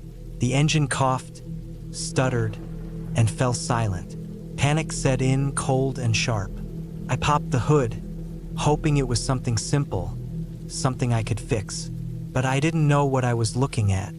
The engine was a mess of metal and wires, none of it making sense. I slammed the hood shut and leaned against the truck, trying to think. The nearest town was miles away, and there was no way I'd make it on foot before nightfall. My phone had no signal, and the idea of spending the night out here alone was the last thing I wanted. Then I heard it again, that sound, leaves crunching, closer this time. I froze, straining to see through the thick shadows. My heart was pounding so hard it felt like it might burst out of my chest. "Hello," I called, my voice shaking. No response, just silence. Then, after a moment, the crunching resumed, moving away this time. I scrambled back into the truck, locking the doors. It was stupid, I knew. Locks wouldn't stop someone if they really wanted to get in. But it was all I could do. I sat there, gripping the steering wheel, and waited. The minutes dragged on, each one feeling like an hour. The forest grew darker, the shadows deeper. Every rustle of leaves, every creak of branches, made me jump. Eventually, exhaustion took over. I must have dozed off because the next thing I knew, it was pitch black outside. The kind of darkness that felt heavy, pressing in from all sides. The truck was cold, the windows fogged from my breath. I reached for my flashlight, fumbling with the switch. The beam cut through the darkness, illuminating the trees outside. Nothing moved. Then I saw it. A set of footprints, fresh in the dirt just outside the truck. They hadn't been there before. My heart stopped. Someone had been here. Maybe they still were. I didn't wait to find out. Grabbing my backpack, I shoved the flashlight inside, along with the map and what little food and water I had. I wasn't staying here another second. I opened the door as quietly as I could, stepping out into the cold night air. The forest was silent, the kind of silence that felt wrong, like it was holding its breath. I started walking, sticking to the path as best I could. The flashlight stayed off, the beam too risky. My eyes adjusted slowly, the faint light of the stars just enough to keep me from tripping. Every step felt like a gamble, every crack of a twig beneath my boots a betrayal. I kept glancing over my shoulder, half expecting to see someone there, but the path remained empty. I don't know how long I walked. Time felt meaningless out there, swallowed by the endless trees. My legs ached, my lungs burned, but I didn't stop, couldn't. Eventually, the trees began to thin, the path widening. And then, finally, I saw it. A faint glow in the distance. Headlights. I broke into a run, bursting out of the woods and onto a paved road. A car was coming, its engine a low hum in the quiet night. I waved my arms, yelling, and the car slowed, pulling to a stop. The driver rolled down the window, a middle-aged man with a concerned look. "Are you all right?" he asked. I nodded, breathless. "Yeah, can you give me a ride? My truck broke down." He nodded, motioning for me to get in. As I climbed into the passenger seat, the warmth of the car was almost overwhelming. "What were you doing out here?" he asked as we drove away. I hesitated, glancing back at the dark woods. "Just got lost," I said finally. It wasn't the whole truth, but it was enough. As the car carried me away, the tension in my chest began to ease. I didn't look back. Whatever had been out there, it was behind me now, and that was all that mattered.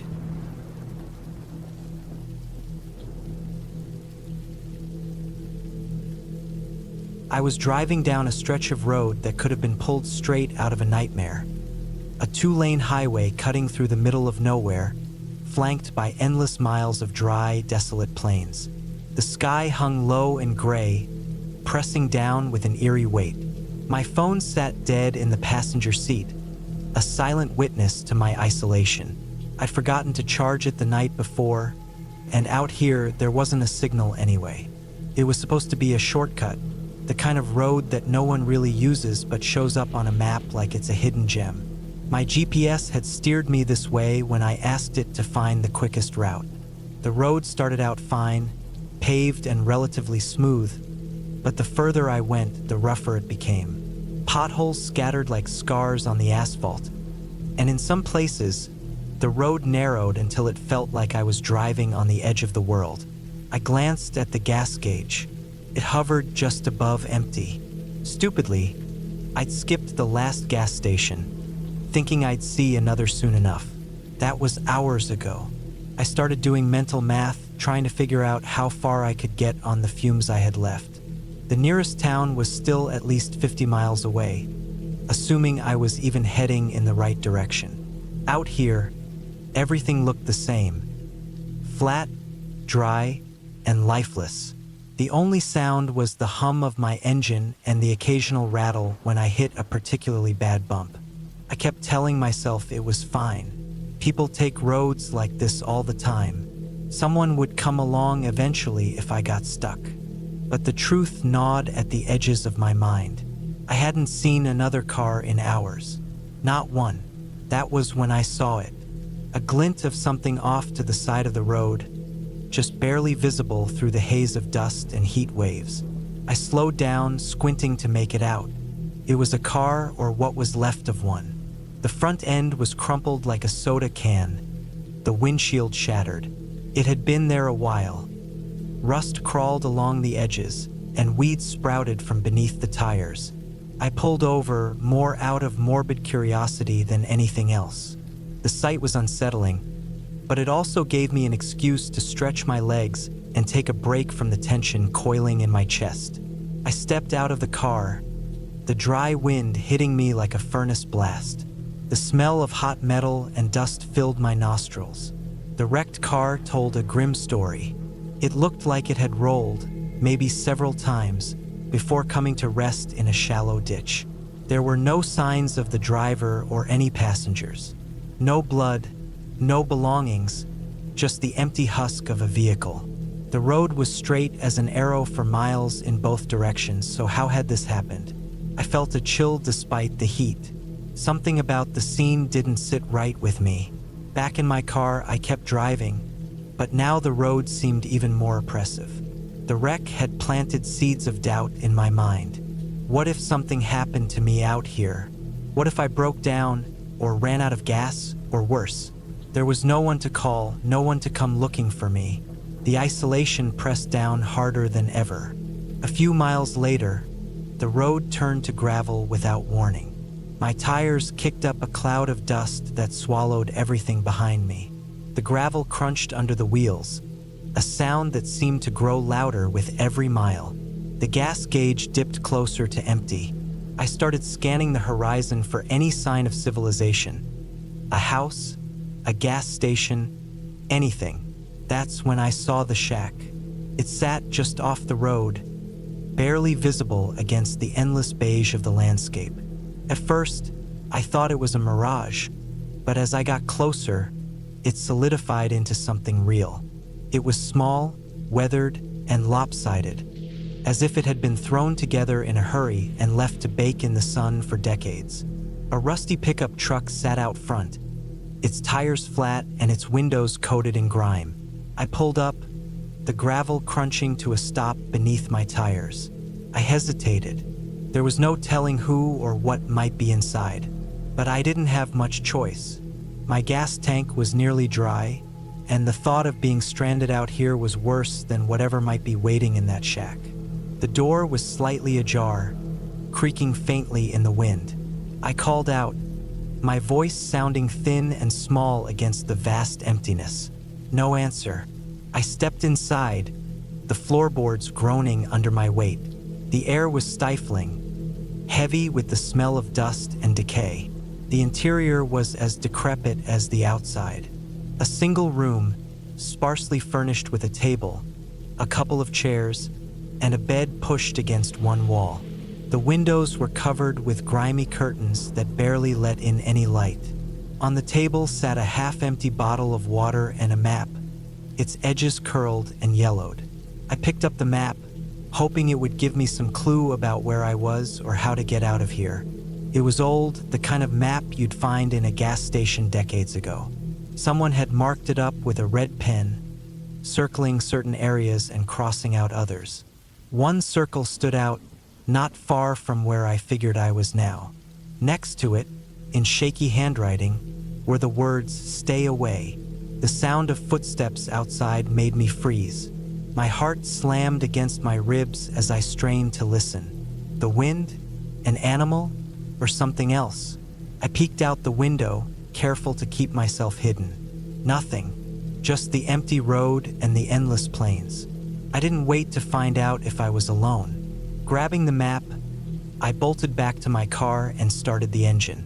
The needle on the gas gauge was almost touching empty now. I needed to find a way out, and fast. Following the map was a gamble, but it was the only lead I had. The road became rougher, the gravel giving way to dirt and then to nothing more than tire tracks etched into the ground.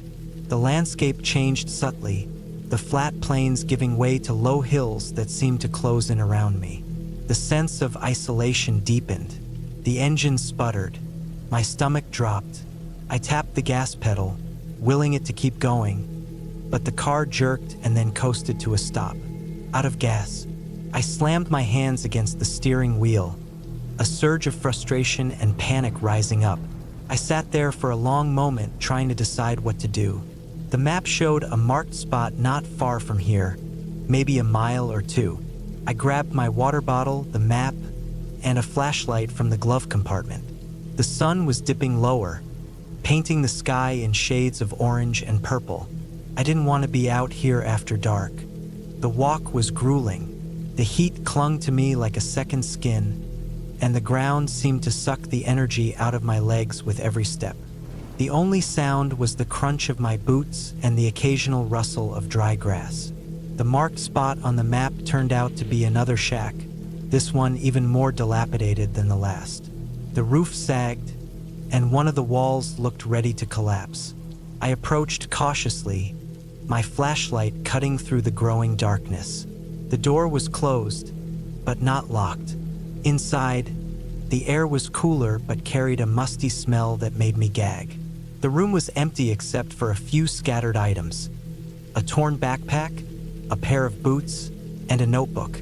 I picked up the notebook, flipping through its pages. The handwriting was messy, the words scrawled in a hurry.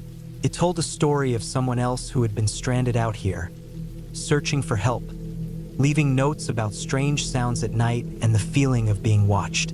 The last entry was chillingly brief. "They're coming."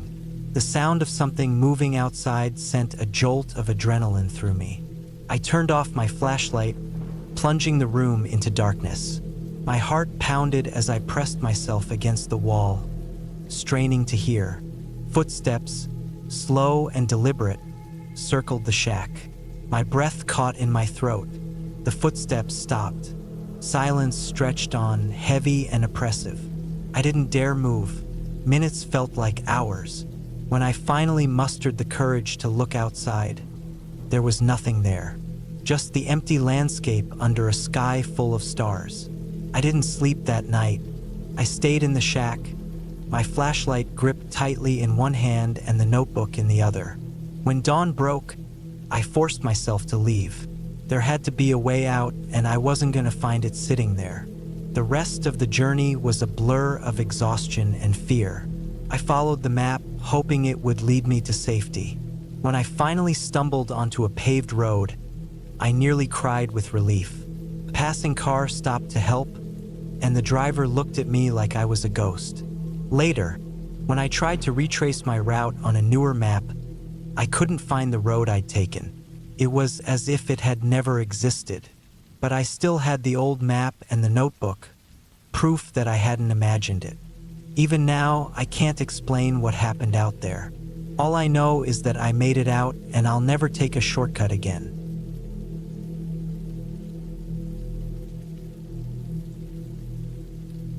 I've always been comfortable being alone. Long drives through empty roads, camping in the wilderness, and spending days by myself were never things that made me nervous. But this time, something was different.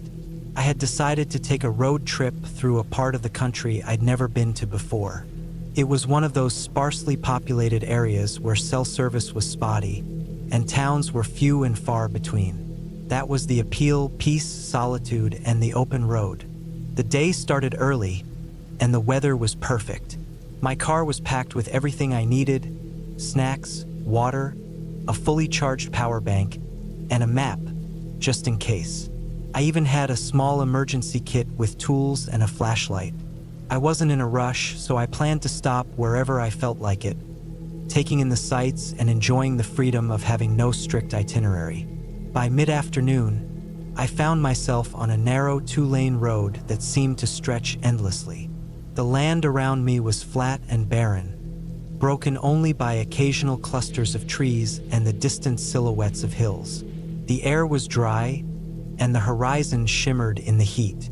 I hadn't seen another car in over an hour, but that didn't bother me. If anything, it added to the sense of adventure.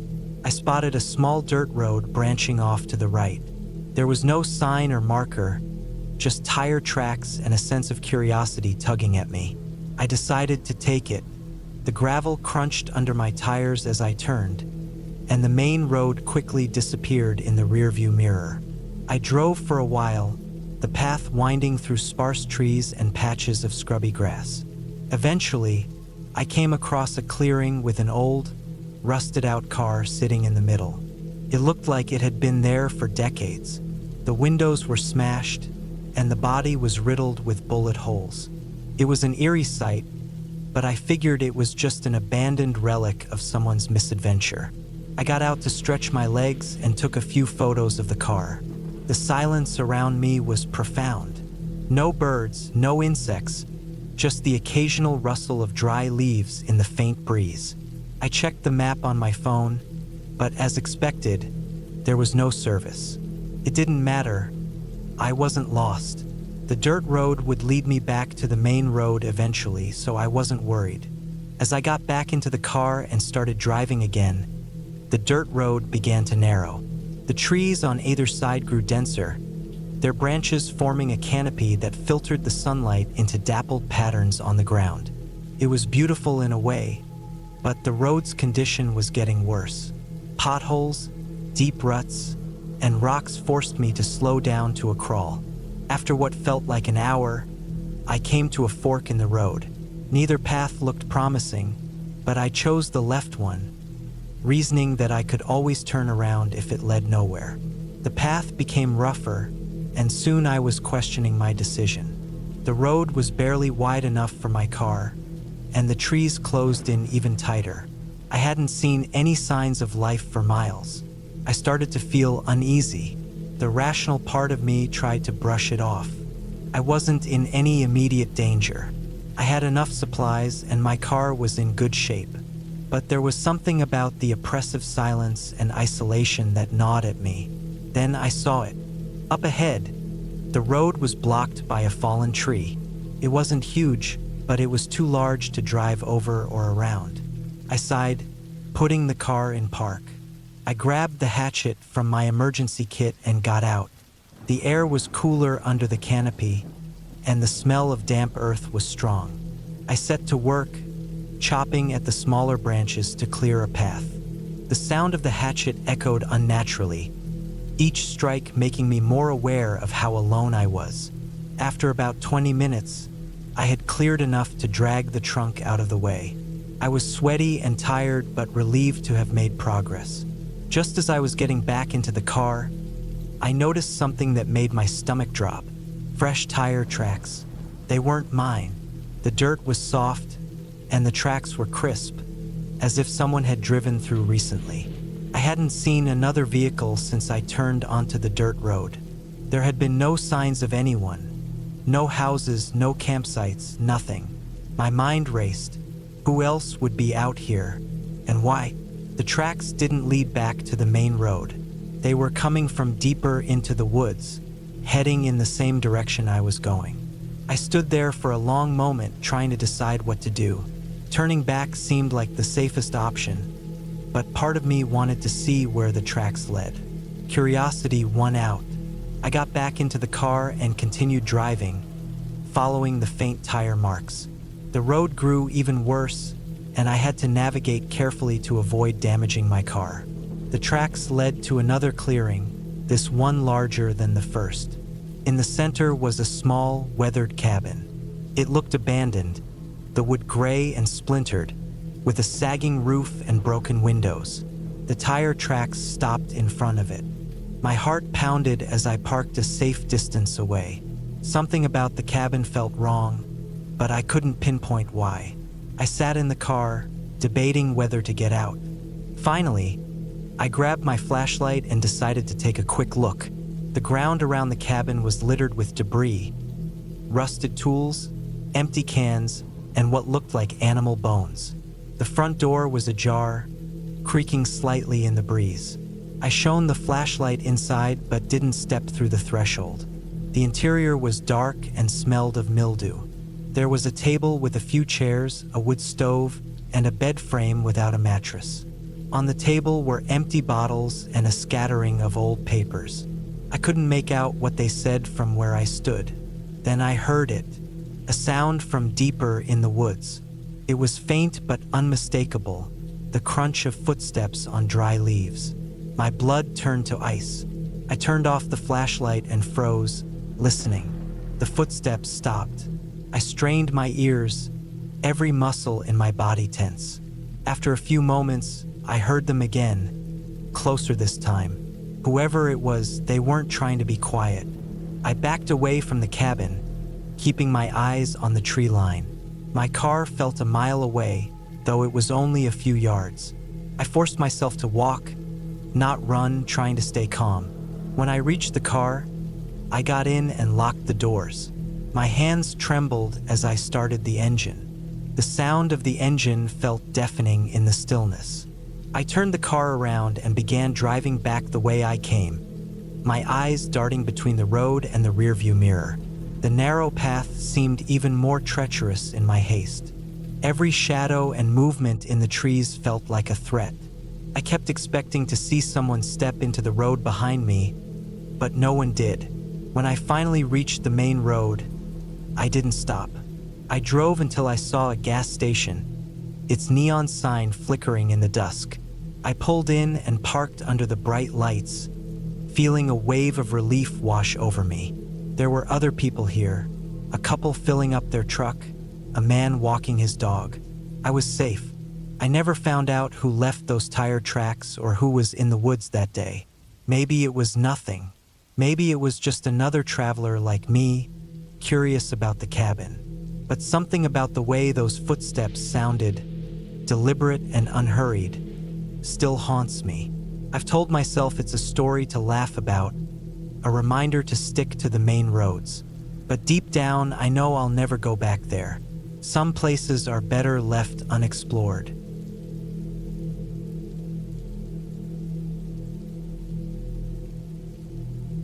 I was driving through the middle of nowhere, the kind of nowhere that makes you question your decisions.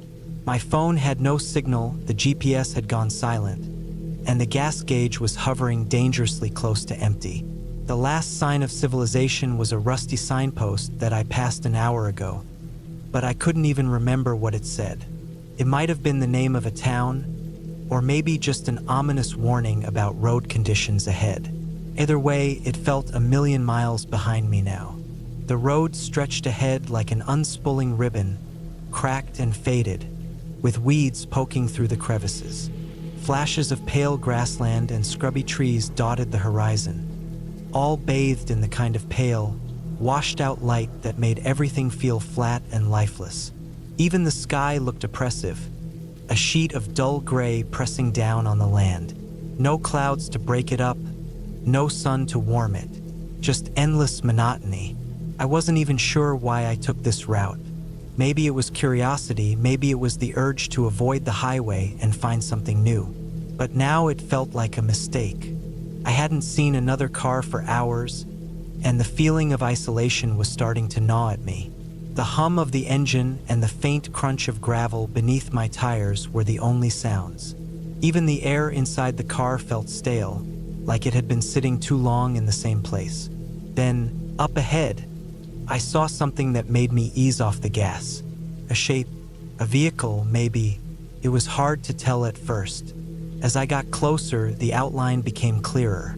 A truck, old and beat up, parked on the shoulder with its hood propped open. I slowed to a crawl, debating whether to stop. On one hand, it could be someone who needed help. On the other, it could be a setup.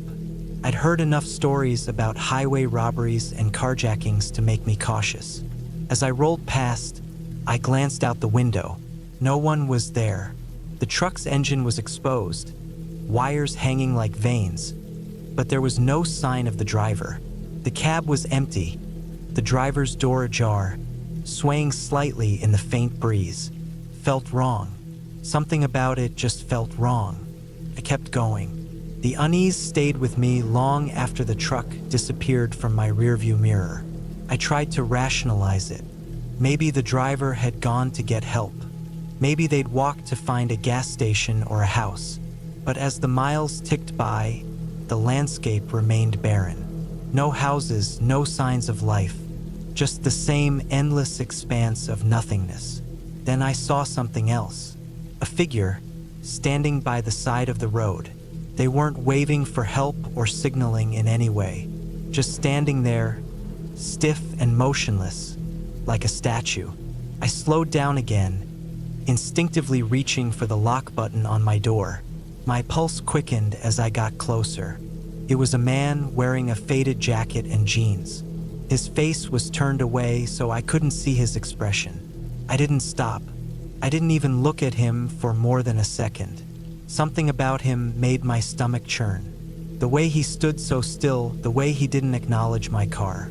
It was like he wasn't real, or worse, like he was waiting. I pressed down on the gas, putting as much distance between me and him as I could. My heart was pounding now, a dull thud in my chest that matched the rhythm of the tires on the cracked asphalt. I kept glancing in the mirror, half expecting to see him walking toward me, or worse, running. But the road behind me stayed empty. The gas light came on not long after that.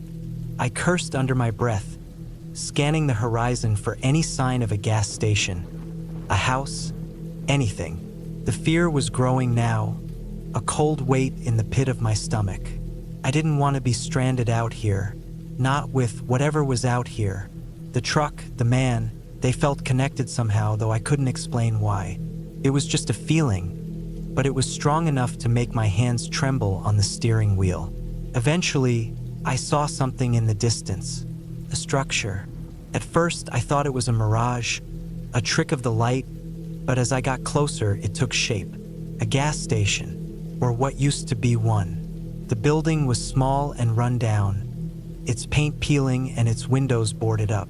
The gas pumps looked ancient, rusted and covered in graffiti.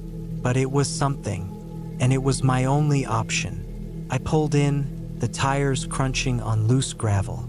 The place was eerily quiet. No cars, no people. Just the faint creak of a sign swaying in the wind. I got out, the sound of my footsteps startling in the stillness. The air smelled stale, like dust and oil. The pumps didn't look operational, but I tried anyway, gripping the nozzle and jamming it into the tank. Nothing, not even a drop. Great, I muttered, slamming the nozzle back into its holder. I turned toward the building, hoping to find a phone or something. As I approached, I noticed the door was slightly ajar. The inside was dark, but I could make out the faint outline of shelves and a counter. It looked abandoned, but I called out anyway. "Hello." My voice sounded small, swallowed up by the emptiness. No answer. I pushed the door open wider, stepping inside. The floor was littered with debris. Broken glass, crumpled wrappers, a discarded shoe. The shelves were mostly bare, though a few cans and boxes remained, their labels faded and illegible. Behind the counter was an old cash register, its keys caked with grime. I searched for a phone, a map, anything useful, but found nothing. I was about to leave when I noticed something on the counter. A notebook, its cover stained and warped. Curious, I flipped it open. The pages were filled with scribbles, almost illegible, but one word stood out over and over again: stay. A chill ran down my spine. I slammed the notebook shut and backed away, my pulse racing. That's when I heard it. A sound, a faint rustling, coming from the back of the building. My breath caught in my throat. I turned toward the noise, my eyes straining to see in the dim light. The rustling grew louder, more deliberate, like someone or something moving closer. I bolted. I didn't wait to see what it was. I sprinted back to my car, fumbling with the door handle before throwing myself inside and slamming it shut. My hands shook as I turned the key, the engine sputtering to life. I didn't look back as I peeled out of the lot, gravel spraying behind me. All I could think about was getting as far away from that place as possible. The road stretched out before me, endless and unforgiving. The gas gauge was well into the red now, the needle hovering dangerously close to E. I knew I didn't have much time, but I couldn't stop. Not here, not after what I'd seen. Eventually, the car started to sputter. The engine coughed and groaned, and then it died, leaving me coasting to a stop on the side of the road. The silence that followed was deafening. I sat there for a moment, gripping the wheel, trying to steady my breathing. The fear was overwhelming now, a suffocating weight pressing down on me. I didn't know what to do. There was no one to call, no one to help. Just me, alone in the middle of nowhere. I thought about walking, but the memory of the man by the side of the road stopped me. What if he was still out there? What if he wasn't alone? I locked the doors and waited. Hours passed, the light fading from the sky until it was pitch black. The only light came from the dim glow of the dashboard. I tried to stay awake, but exhaustion eventually took over. I drifted in and out of a restless sleep, haunted by strange dreams and the constant feeling of being watched. When I woke, the car was bathed in pale morning light. I sat up, groggy and disoriented, and that's when I saw it. Footprints, dozens of them, circling the car, pressed into the dirt like a trail of breadcrumbs. My blood turned to ice. Someone had been here, while I was asleep, watching me. I didn't waste any time. I grabbed my backpack and started walking, sticking close to the road. I didn't look back. I didn't stop. I walked for hours, my legs aching, my throat dry. Eventually, I saw a car in the distance, a real one moving toward me. I waved my arms, shouting until they pulled over. The driver was a middle-aged man in a pickup truck.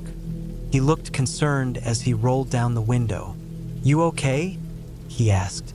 I didn't answer. I just climbed in, grateful to be out of there.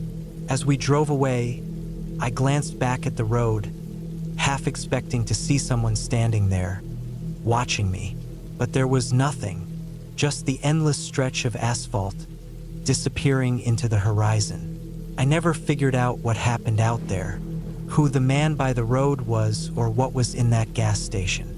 But I do know one thing: I'll never take the back roads again.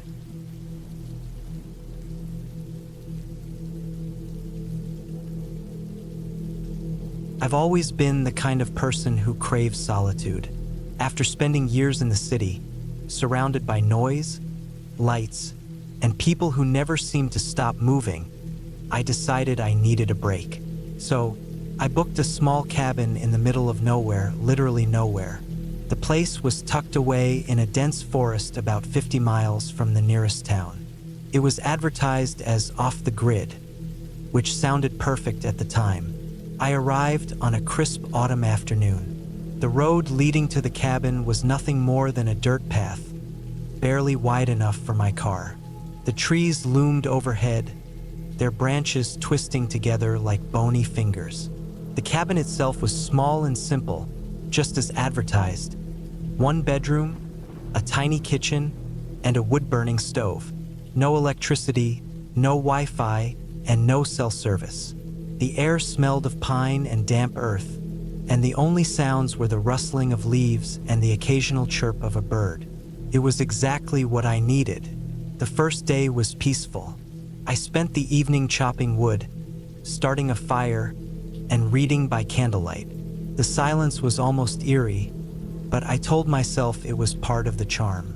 By the time I crawled into bed, I felt more relaxed than I had in years. That night, I woke up around 2 a.m. to a sound. It wasn't loud, just a faint tapping noise. At first, I thought it was the wind knocking a branch against the window. I tried to ignore it, but the sound was rhythmic, deliberate. Top, top, top. I sat up in bed, straining my ears. The sound seemed to be coming from the back of the cabin. My heart began to race, but I told myself it was probably an animal. Maybe a raccoon or a squirrel. The next morning, I walked around the cabin to check for signs of wildlife. The ground was soft and muddy from last night's rain, but I didn't see any paw prints or tracks. Still, I brushed it off. Animals didn't always leave tracks, right? That day, I went for a hike to clear my mind. The forest was dense, with trees so tall they seemed to touch the sky. The underbrush was thick, and I had to carefully pick my way through it. About an hour into my hike, I found a small clearing with a stream running through it. I sat on a rock by the water, letting the sound of the babbling brook calm my nerves. For a while, I felt at peace again. On the way back to the cabin, I noticed something odd.